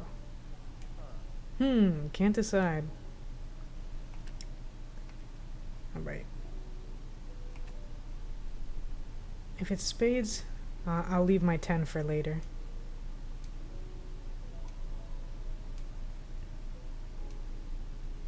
Alright, this one's for all the marbles. Beep. I don't think that'll make up the difference. We win. Thrilling, right until the end. Oh, I forgot this has so many rounds. I'm just gonna keep going. Alright, bidding phase. I got a shitload of anchors.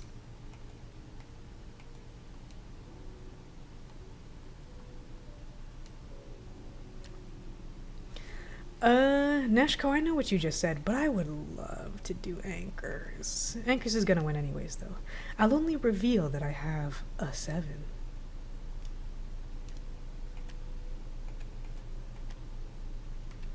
And I'll put in, for now, the 10. Okay. Exactly as I planned. Let's do... Neshko put in shells, right? I'll put in some shells. Uh-oh. Uh-oh. We're just giving the points away. Bleeding points.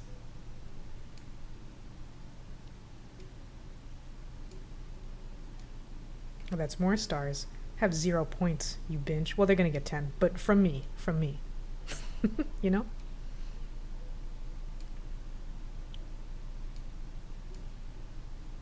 Alright, we're going Ankies. It'll only be 5 points. But I sure will take them.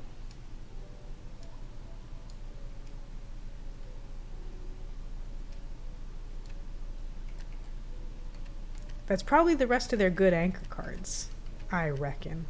I'm gonna put in a 7 for now. See what I can get. Aha.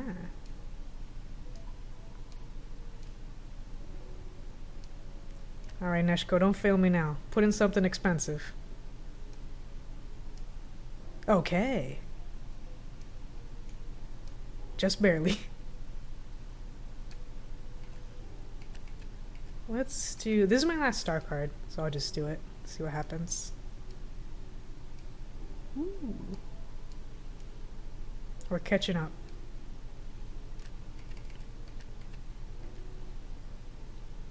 Fuck it. I'm gonna use my king now. This is no time to try to keep a small lead. The thing is, leading with the jack is bad, I think. Doesn't seem super good. Here, let me use my last shells. We still get 11 points out of that. I ain't mad. But it's not exactly an insurmountable lead. Yeah, it's close. Too close for comfort. Agreed completely. Agreed wholeheartedly. Oh wait, so that's 13. Alright, we'll get 2 more points to them and maintain our lead. Ooh, it's a nail biter. I mean, now whatever happens, happens.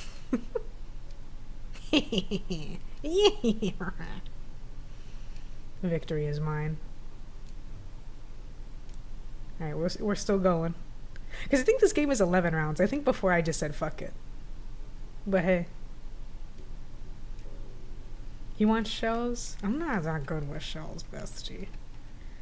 I mean, stars ain't that good either. Alright, I'll back up your shells. Well, alright, there's no sweet pursuit no more. All I can do is give you points, my friend. I think Philpot is heckling his teammate, is what's going on with those. Oh, you silly bitch. Well, actually, no. They can take those points.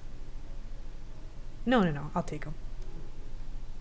Ungood, not nice. Opposite of outstanding. Gimme. Alright, now that I win, I don't know what they got in the way of the other cards. I'm gonna put down a humble 7. Humble 7 of spades. Okay. That leads me to think that Neshko probably doesn't have any good spades. King of stars? I ain't beating a king of stars. Have 0 points. Well, again, from me. But they'll get 4. Ooh, I ain't got much in the way of stars, bestie. Tough.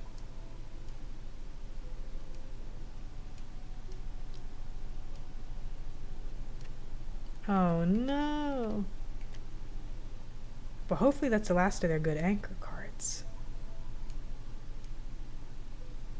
That's all we can hope. Okay. Okay. A king. That's bad. Because then we get no points. I'll have to use my ace. Ooh.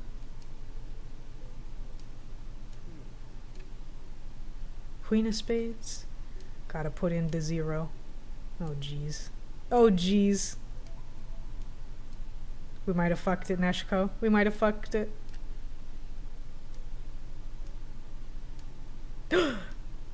Well, it's at least like a slight improvement. Just being able to win around a little bit.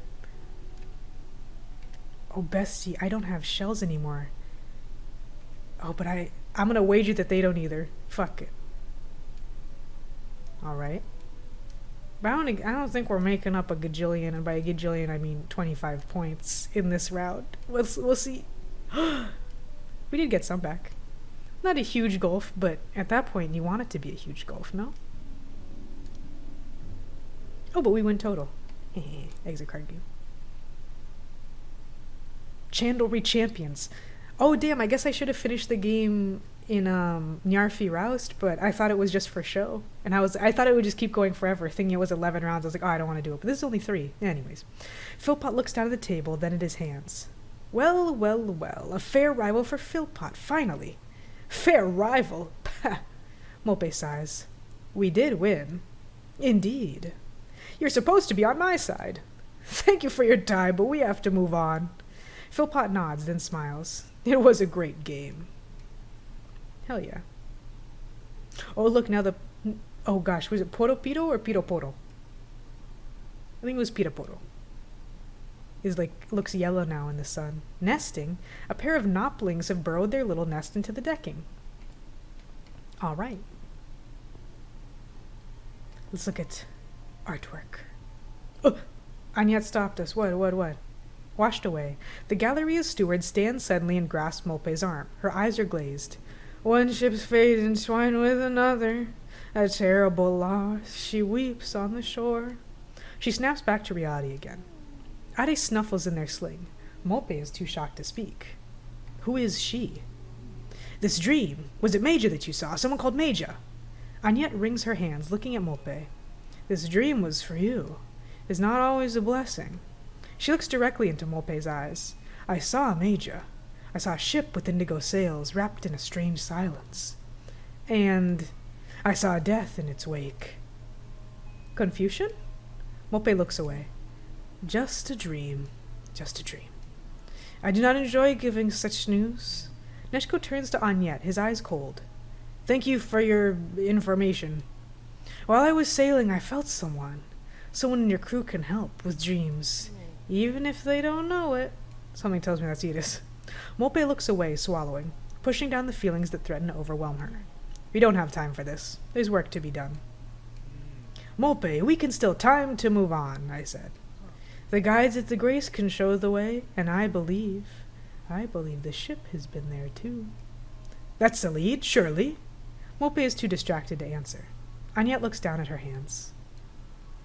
What have I done? Now let me look at the artwork.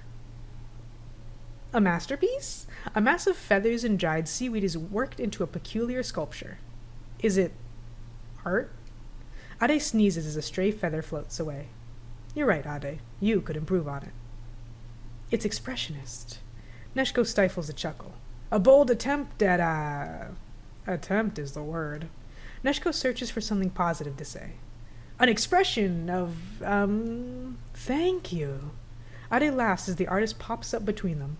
That's exactly my style. A manifestation of my metaphysical response to my lost homeland. My exile expressed in this masterwork. Ade giggles to himself. Exile? Awkwardly. It's... Stunned silence is a valid response. Agnette clasps her hands together, gazing fondly at her own work. Ooh, candles galore.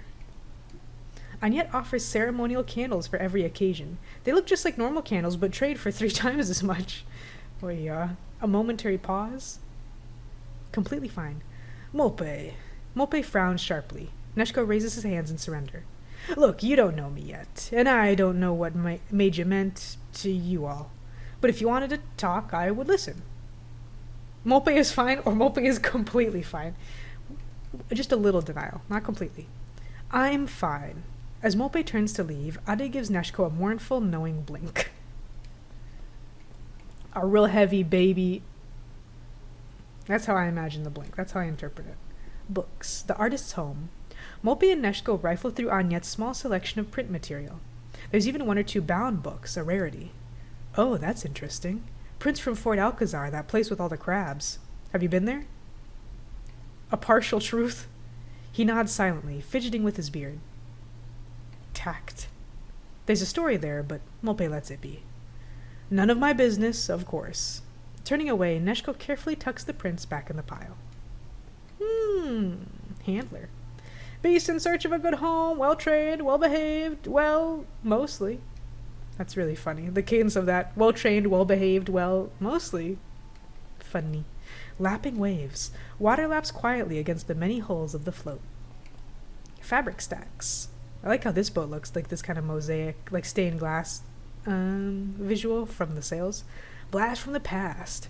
Neshko approaches a fabric stall. He runs his hands over the rich colors and patterns. Beautiful. The stall holder looks up, then drops their bolt of silk in shock. The color drains from Neshko's face. He shakes his head and slips quickly away. Familiarity. Lilik. Fear of the flood. Lilik waves over to Molpe and Neshko. Listen, you didn't take a coin from Magna, did you? Oh, Molpe digs in her pockets, then holds up the little token. Oh, no, this is terrible. Questions. I thought it was just a bit of jewelry. Oh no, it's much more. Magna has been making hundreds of these, forcing people to take them, saying they can be traded for anything. She did seem to think they'd be useful. It's hoarding. Problems. Solutions. It's not hoarding if you pass it on. You know the stories from the hard times. Hoarding brought the flood. I don't know. Molpe shrugs uneasily and tucks it away in her pocket. I'm starting to sense an air of capitalism. Riddle. The sea breeze rustles the riddle with a quiet whisper. Strangle rack. Great name. Rapt attention. A long brown tendril reaches across the deck. It tickles Neshko's foot. He yelps and jumps away, eyes wide. Ah! What is that? Reassuring. Molpe crouches down and looks at the tendril. It's only Stranglerack. Ade reaches out a hand which Molpe bats away. The name is not reassuring. It's just curious. It doesn't eat people or anything. Never heard of it eating people, anyway. Just fish. A question. It's carnivorous? Eats is the wrong word. It grabs them, drags them to the seafloor, and sort of dissolves them. Neshko stares. Molpe shrugs. It's useful stuff. Tight grip, holds the bridge together. I think I'll walk around it. That's definitely still eating it, just because it absorbs it, instead of using teeth. Acquired taste. Neshko breathes in and smacks his lips. Sweet, but also spicy. Now fresh. As if the scent is tuning into us. Distracting. Molpe's here for business. Molpe wrinkles her nose. A distraction. Ade giggles softly. Remember what we're here for. And yet, Molpe gives in. It really is hard to resist. The plant's strange leaves shimmer in the hot air. Tentatively, Molpe, eyes still closed, reaches for the plant. Step away this instant! They step back, shocked. It's trying to enthrall you. Touch it and it'll snap. Faces. Mirror, mirror. Molpe stoops to examine some striking plants. Stems wind elegantly around sticks planted in the soil. But at the top of the stems, faces gaze back. That one wants to eat you. I believe it. Intriguing. Neshko peers at the mournful plant. This one seems familiar. See, the petal is in the shape of a mustache? Molpe grins in realization. It's Merle! The plant scowls at the suggestion, which only deepens the impression. A dark look crosses Molpe's brow. What is it? What if we find ourselves in here? Ooh. This plant was made for me. Useful book. Wave of the heart. Molpe, still a little distracted by Anyette's dream, picks up a large book. It's stuffed with pressed seaweed bookmarks. Suddenly her expression lightens. Yes! Oceans of the Heart, the second wave. A romance! It's a grand adventure. Some say the series is written by Peeble Vondre himself. The book. The author. Such an imagination he has! A short figure with wildly bushy hair knocks into Anyette from behind. Please help! I need a candle! What kind, young one? Forgetting. I have just the thing. Wait here. Anyette opens a hatch and disappears into the hold. Comforting? What is your name, anxious one? Kiddick. And what do you need to forget? Memories are precious, even the difficult ones. Everything, the lot. I just want it all sunk. Advice. Molpe plants her hands on her hips. Do you have apprenticeship? Kiddick nods vigorously. Are you enjoying the experience? Kiddick shakes their head with yet more vigor. Then there's the place to search for answers. Figure out what you want. Candles won't help that. If you forget where you came from, you won't know where to head next. Kiddick's eyes widen at Molpe's self-assuredness. Anyette climbs back on deck and presses a purple candle into Kiddick's hand. Take this. Kiddick stares at Neshko for too long a second. Neshko. Yes? It's you. Kiddick seems to snap out of it and darts away. Sail well, young one. Molpe shakes off the interruption. The book? Of course, take it. A gift? I've read it 3 times already, and treasures like that are for sharing. Molpe nods, tucking the book away. We'll be sure to pass it on. I reckon I know exactly who needs it. Neshko shakes his head ruefully. I was gonna say, I think we should head back to the boat now. No? We just have a bunch of stuff, so I figured we could go to the boat. But maybe we have to tell the guard and be like, ooh, looky, looky. Magna, what's up with this money you keep throwing at me? Toss of the coin. Molpe strides over to the mechanic's boat, with Neshko trailing awkwardly behind. She thrusts the coin at Magna. Take it back. I'm no hoarder. Magna rolls their eyes. You've been talking to Lilac. Molpe. I have no interest in getting in the middle of a trader's fight. I've got more important things to do. Magna sighs, resigned. I'm just trying a little something new. These old traders, terrified of change, I don't remember what the voice was, they're saying they want me out. That's bad when a community turns. Molpe softens. Sorry to hear about the trouble, but we can't afford to get mixed up in it. I can't take it back. That would be a bad trade. Toss it if you want, but it's yours. Mope looks down at the coin. Ade grabs for it, again. Treasure. We'll keep it, why not? Mope studies Magna, then puts the coin back in her pocket. Maybe we'll find a use for it. Magna smiles, relieved, and returns to their work. Sieve? Unheavy metal. Hee. That's funny. Neshko rummages through a pile of metal junk. A sharp edge nicks his hand. Ah! One must be careful when seeking treasures. Neshko puts his cut finger in his mouth. Agreement. Prying killed the puckle. Geordie shrugs ruefully. And there's only so much order you can bring to Flotsam. The towering heaps of junk creak in agreement. Look! Mope has pulled something from the stack. A crooked sieve with melted mesh. Just what they need. It might work as a new antenna. For the radio. Radio? You should try Sisao for that. They're the experts. Mope nods. If the tides take us that way. But right now, we need to use whatever we find. We are scavenging. Ooh, an old radio. The second day of the Great Snold race and Klippa has taken the lead by crossing the starting line. Mound. The Flotsam barge is where everything broken and washed up ends up eventually. Trapdoor. I look. Hey, Lucky Hyena. I want to let you know that your demo stream last week inspired me to download and play like 20 demos from NextFest. I've enjoyed and wishlisted most of them. That's so exciting. I'm really happy to hear that. Thank you for letting me know. Yeah, I've been in the game for a while. I've been doing demo days since... Oh, Jesus. How long have I been doing them? Since maybe like the second or third Steam Next Fest. So that would be... early 2021, I think, is when I started doing them. I usually try to play as many as I can. I didn't play as many as I would have liked this time, for two reasons. One being that, like I mentioned before, last stream, I was gone for the weekend. But mostly, this new like Steam update that I did, I was telling everybody, oh, you know, you can make it think that you still have access to the demos if you take yourself offline. This like most recent Steam update that changed the login UI, I can't go offline anymore. Like, I'll press the button to go offline, and it says, you're offline, and every single online feature is still available. So I don't know what happened with that, honestly.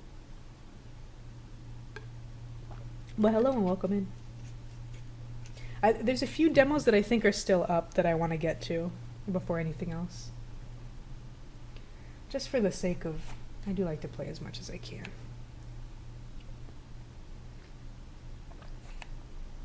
Which means I'm leaning more towards an end-of-year wrap-up for demos, but I'm kind of undecided still. I might be getting very busy soon, but we'll see. We'll see. For the time being, it's Saltsea Chronicles. Also, folks, I did plan to play Saltsea Chronicles and Frog Song today, but I am getting super hungry. And I want to get to the end of this chapter, at least, or like to a natural stopping point in this game, so I might not get to Frog Song today.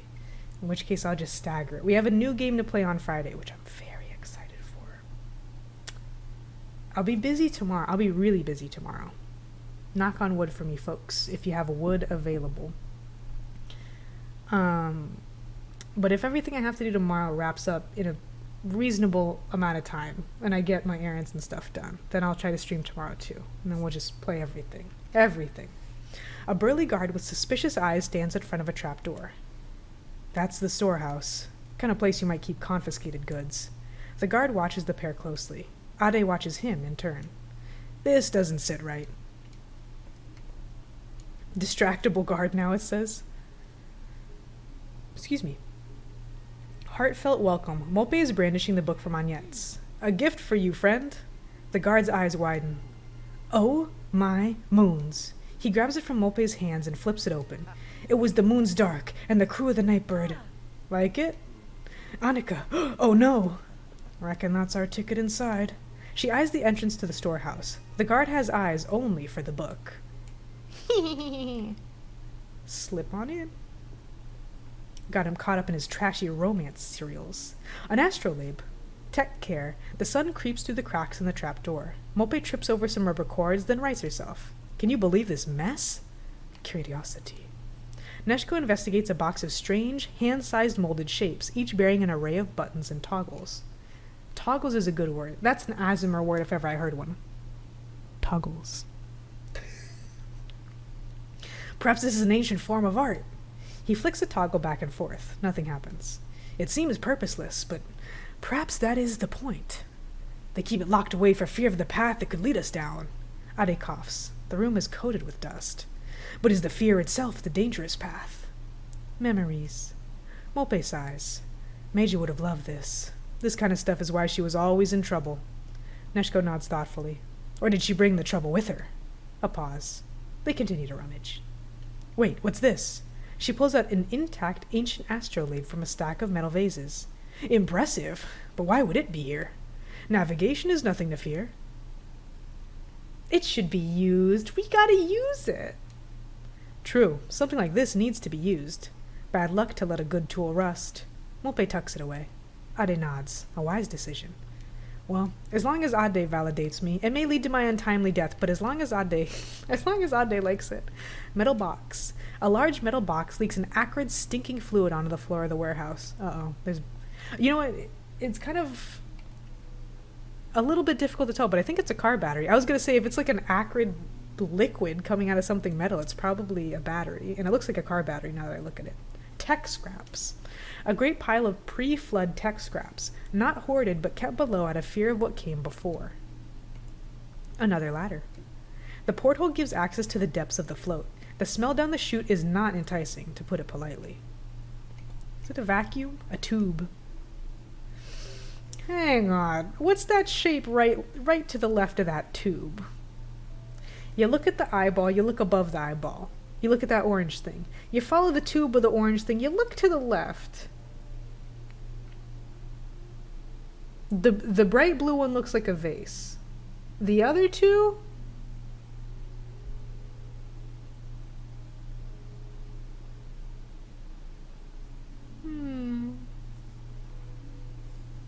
Molpe pokes the worn, drooping tubing. It gurgles ominously. Ade gurgles in reply and succeeds in sounding even more ominous.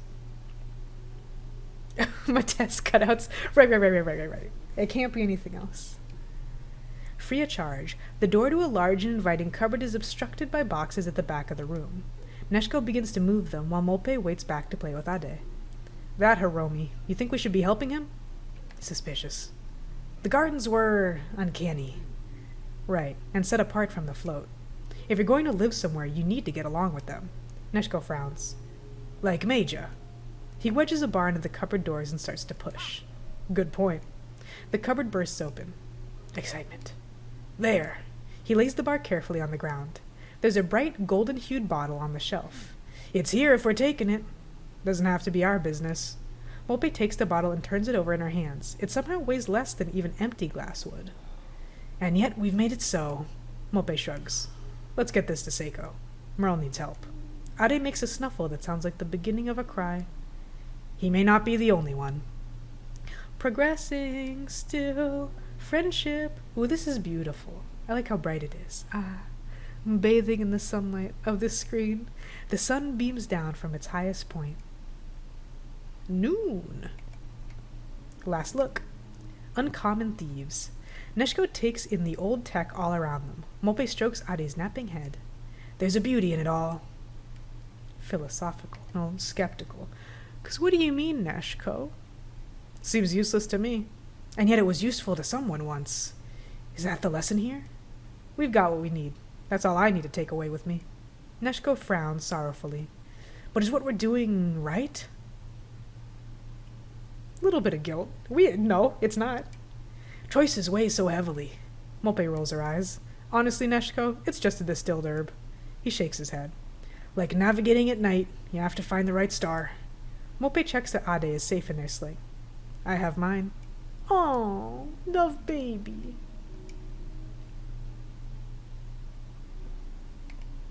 And before I was a little meh on playing with controller. I just wanted to play with controller because one thing that always bugs me when I watch my VODs back is that I can hear myself clicking my mouse.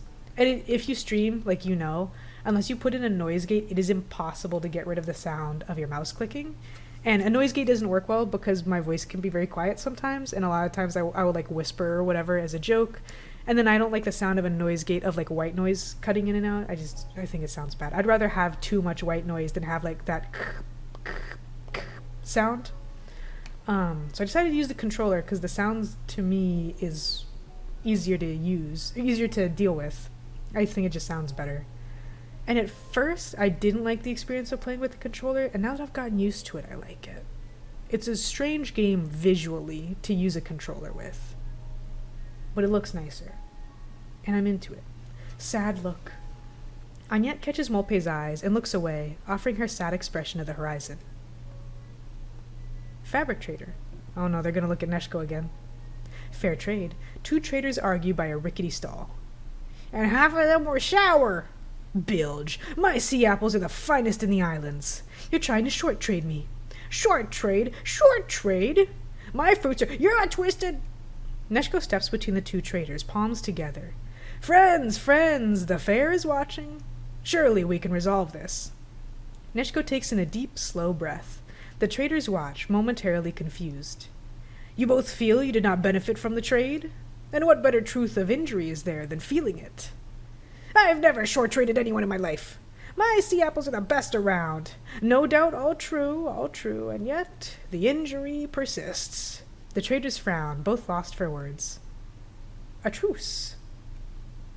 So you both came away the worse from the exchange. And though it may have been equally so, you're dissatisfied. Put it in your wake, make a new deal. A good trade mends a bad. Ade gurgles. It sounds almost like a growl. The two traders deflate, nod, and begin negotiating a new trade, quietly. Depending on the game, I use controller a lot too. I'm in a more relaxed position arms-wise, plus controller is wireless too. I have a wired controller, but I got this, I think this is an Xbox One controller. This cord, the wire, it says, like, you know, when you have a phone cord, and that phone cord is 6 feet long, you go, that's like a normal length for a phone charging cable to be. For a controller, because I only use it on my computer, it feels 1,000,000 feet long. Like, this is wrapping fully around the desk, and I still have a bunch of wire to use. I don't use controller often. When I was 15 and I got my first PC, that's when I started using keyboard and mouse. And at first, yeah, I wasn't super good with it because I was so used to controller. But then a little game called Overwatch came out, which I really enjoyed back in the day. And that's how I got, like from playing Gmod and probably a few other things like Halo on PC, I started to get used to keyboard and mouse a lot more. In fact, I think maybe my first big foray into keyboard and mouse, I might be lying, I think it was actually when I was like a freshman in high school, so I was like 12 or 13. And everybody had Halo 2 on their school accounts and like on USB drives and stuff. And on the last day of school, we had like a big free-for-all LAN thing. So I think that's actually probably the most that I ever played keyboard and mouse. And prior to that, it was just point-and-click games because my dad's work computer couldn't play anything else. And then I got my computer. Gmod is where I started to get like a little bit better, like Gmod and Counter-Strike. And TF2, of course. And then I got Overwatch. And that's when my ability with the keyboard and mouse became like, that's my main thing now. Using a controller feels slightly different. One thing that's bad too is I tend to not move a lot when I'm playing games. I don't know why, but like I don't like shift how I'm sitting and stuff. So it actually hurts my shoulders more to use a controller. Because with keyboard and mouse, I need to move my arm for the mouse. Or like sometimes I'll do a little stretch my arms because of how my arms are sitting. With a controller, I have to remind myself, especially when I'm streaming, because I will sit stock still, like back straight, with the controller in my lap and my hands on it, just like perfectly still, and my shoulders will start to hurt really bad after enough time. I need to remind myself to move when I have that. Luckily, my posture is pretty good this time. I'll need to mess around with the webcam position a little bit more. Like, this is pretty good, but it's a little odd. But I'm sitting up straight. I'm good. And thank you for the hydrate as well, Sparks. I'm glad my DualShock 4 uses Bluetooth. If I remember correctly, Xbox still uses a proprietary thing where you need a dongle to be wireless. Probably. The thing is, back at the Xbox One era, that's when, like, generally speaking, people still preferred to use wired controllers. Partially for, like, the latency that older Bluetooth had, but also partially I think a lot of people were, you know, they just have their Xbox in, like, a small living room, and they're like, why would I ever need a wireless thing? Like, why am I going to overcomplicate this? Why am I going to use this relatively new technology that might, like, break when I could just use a wired controller? So I didn't even think about getting a wireless one, honestly. And I feel like, I'm trying to think. I think they must have needed a dongle at the time, because this era is when it was a fully separate controller. Like this one has batteries, and it has the wireless thing, but I think that it's like a different edition or whatever. Something like that. So I think it must be different. For Series X, I think they use Bluetooth now. 360 used the wireless dongle. Yeah, I think 360 and 1 both had the wireless thing. But honestly, I think part of that was also because people were starting to upgrade. So it was like, if you don't want to have Bluetooth or you're not used to it, you can get a wired controller, but it's capable of wireless. So then you just buy the dongle and there you go. It's a 2-in-1. I think that might have, and this is 100% speculation, that might have been Xbox thinking to themselves, okay, if the wireless ones don't work, at least they'll still work as wired controllers. You know what I mean? They said, like, okay, worst case scenario. The only inconvenient thing for wireless controllers, I am always having to charge them. I low-key wish modern controllers had wireless charging. Ooh, I'm surprised they don't. I would imagine that, like, PlayStation, it's always, like, the forefront of technology. I just imagined that they had, like, a wireless charging station for them by now. Some people like the wireless dongle as well because at events the controllers disconnect less. Bluetooth, oh my god, Bluetooth is pure chaos at big events. I know, yeah, that's one thing I notice when I watch fighting game events on occasion, Shane. Like, especially, obviously, there's a big gap because of COVID. But at some places, they are downright fucking lethal. Because, every fighting game event, with the exception of Nintendo categories, everything's on a PlayStation. You will not see a game not on a PlayStation. And so they have to have a couple pages of rules about when and where and exactly how you're going to connect and disconnect your controller. There's a huge time period where Microsoft was very terrified of anything breaking. They went the extra mile for a couple years. You hope so. Yeah, after Sony bought Evo, that was it. I feel like even before then, though, Shay, like PlayStation has a certain, like, cachet with fighting games. I assume part of it is, like, it's a chain of events, right? Like, in order to get good at fighting games, you do need to do LAN, but most people get started playing online. You have to pay for Xbox Live, or you did. You didn't have to pay for PlayStation, whatever it's called, PlayStation Gold? No, that's the other thing. You didn't have to pay for online, is my point. So then you have a bigger player base, and they all know how to play on PlayStation. And also there's the thing of PlayStation controllers. The placement of the D-pad is just more natural for, like, a fighting game. PS Plus, thank you. I can't keep track of all these things. Wait, does that mean PlayStation was the first Plus? Because you know how, like, all the subscription services nowadays are called Plus? Disney Plus was, like, the first one I remembered. Then now everyone else, like Paramount Plus. Was PlayStation the first Plus? Make you think. It's a huge pain. Oh, Hulu? Was Hulu? Hulu's Plus now, but it used to just be Hulu, right? And then now, is Max Plus? Because it has a plus on the logo, but I thought it was just called Max. We're in a weird time. It's a huge pain, and nothing can ever be easy because Sony has to do proprietary stuff every time, right? Of course, PS4 controllers can't work on PS5. When I heard that, I was like, a lot of things are a bridge too far. When I was a kid, we were in an Xbox household, like, just barely. I mean, I guess technically we were a Nintendo household, but between Xbox and PlayStation, we just barely skimmed out Xbox, and it's exclusively because of backwards compatibility. My older sibling is 6 years older than me, so, like, I got all of their old games for the most part, and, my parents were like, it makes no fucking sense for us to get this new console, and, we trade in, like, we sell the old one to help pay for the new one. We're not going to get a PlayStation and then also have to get rid of all the games for 50 cents and a stick of gum chewed from GameStop. Like, we're just going to keep them and then get the Xbox.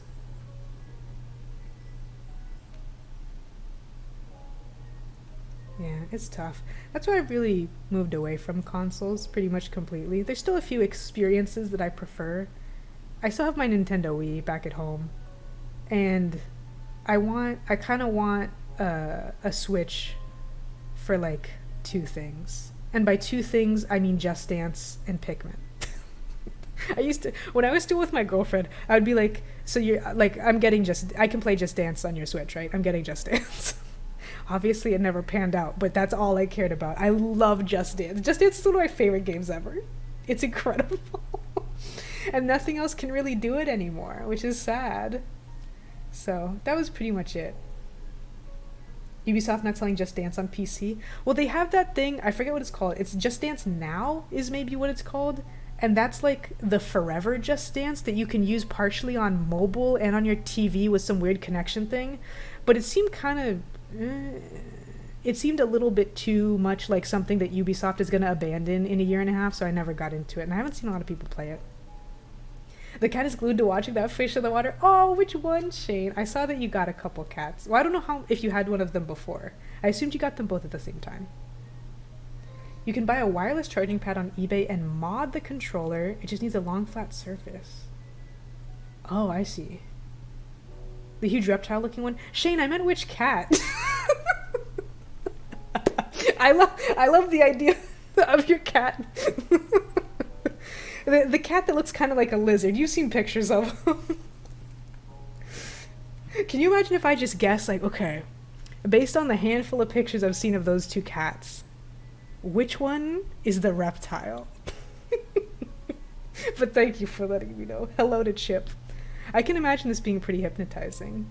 I mean, you know, the UI is good for the game, but I wonder if they have any kind of like screensaver mode. That would be pretty cool.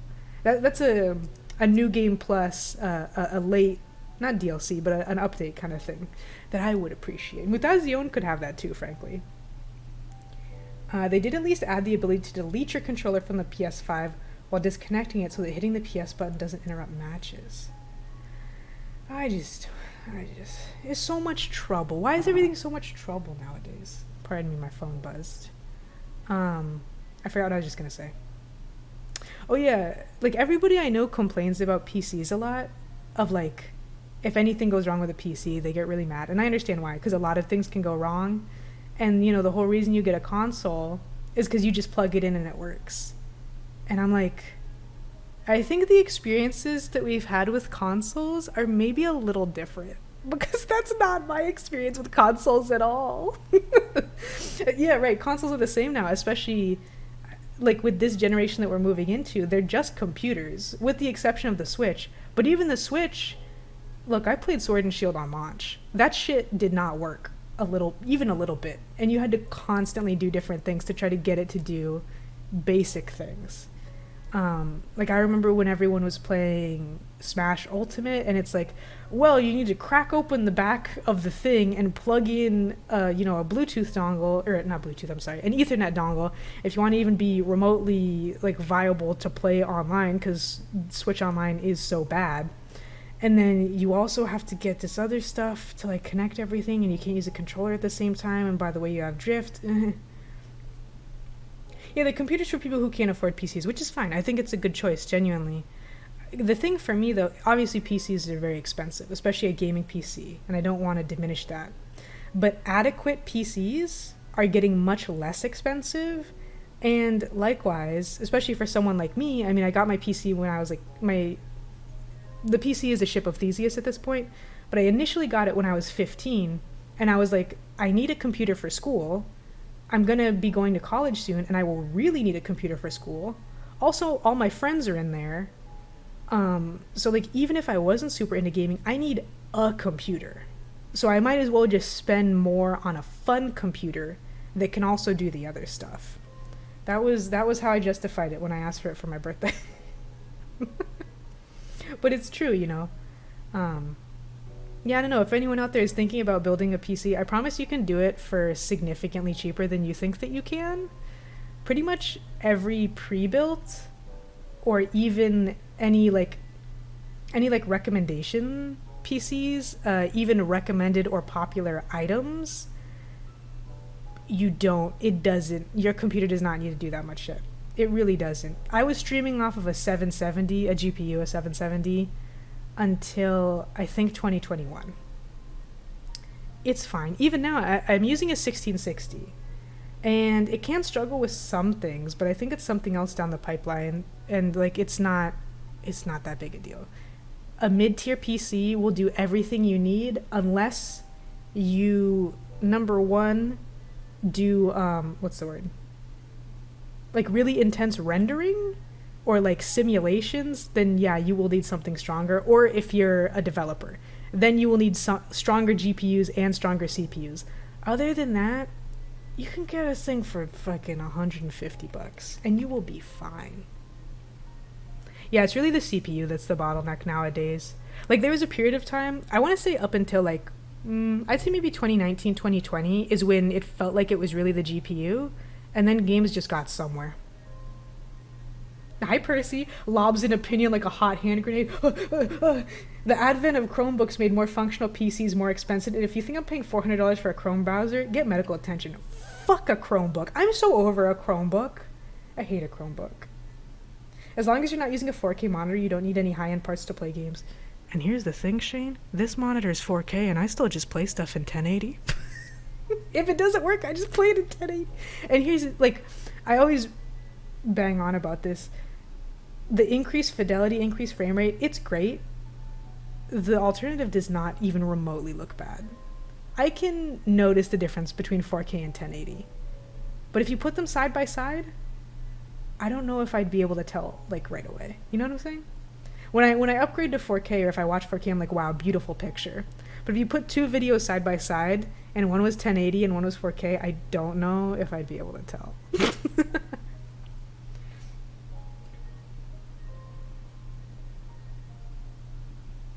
Oh, sometimes things can be blurry. That's true. I haven't had that experience with this monitor.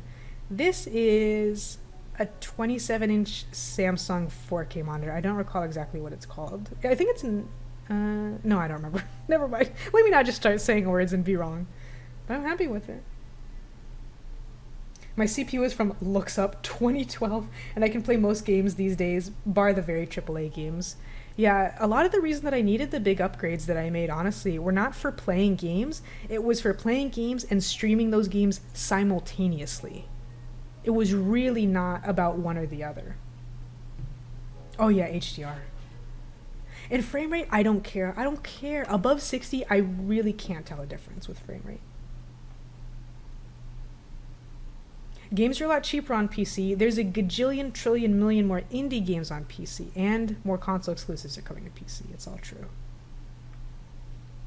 I have a Samsung phone. Have you heard of her? She has Dex. Dex is more functional than a Chromebook and free. Uh-huh. Oh, Percy, I told you about that cool TV I saw, right? Also, by the way, I just realized I'm getting close to 3 hours and I'm getting very hungry, so we might just end it here. Because I don't think I'm that close to the next... I don't think this will make time pass, and I don't want to rush. I got stuff to look at. So I'm gonna go to my face screen. Well, let me... Because I can just save whenever, right? Oops, wrong button. Let's look at our stickies while we talk, and then we'll be done. I'm sorry, Frog Song. I thought I could stream more, but I got hungry. Get that sustenance. Azalea made some kind of chicken, and I'm excited to eat it. Chicken and rice. The Flippy TV? No, it's some new thing. Oh, the dancing lizard. I thought I sent it to you. I'll have to look up what it's called, but it was being advertised on... It was, like, sponsoring that interior design channel that I like. And can we take a moment to appreciate the title screen? I realize that y'all actually probably have not seen the title screen because I usually start the game before stream starts. Wow.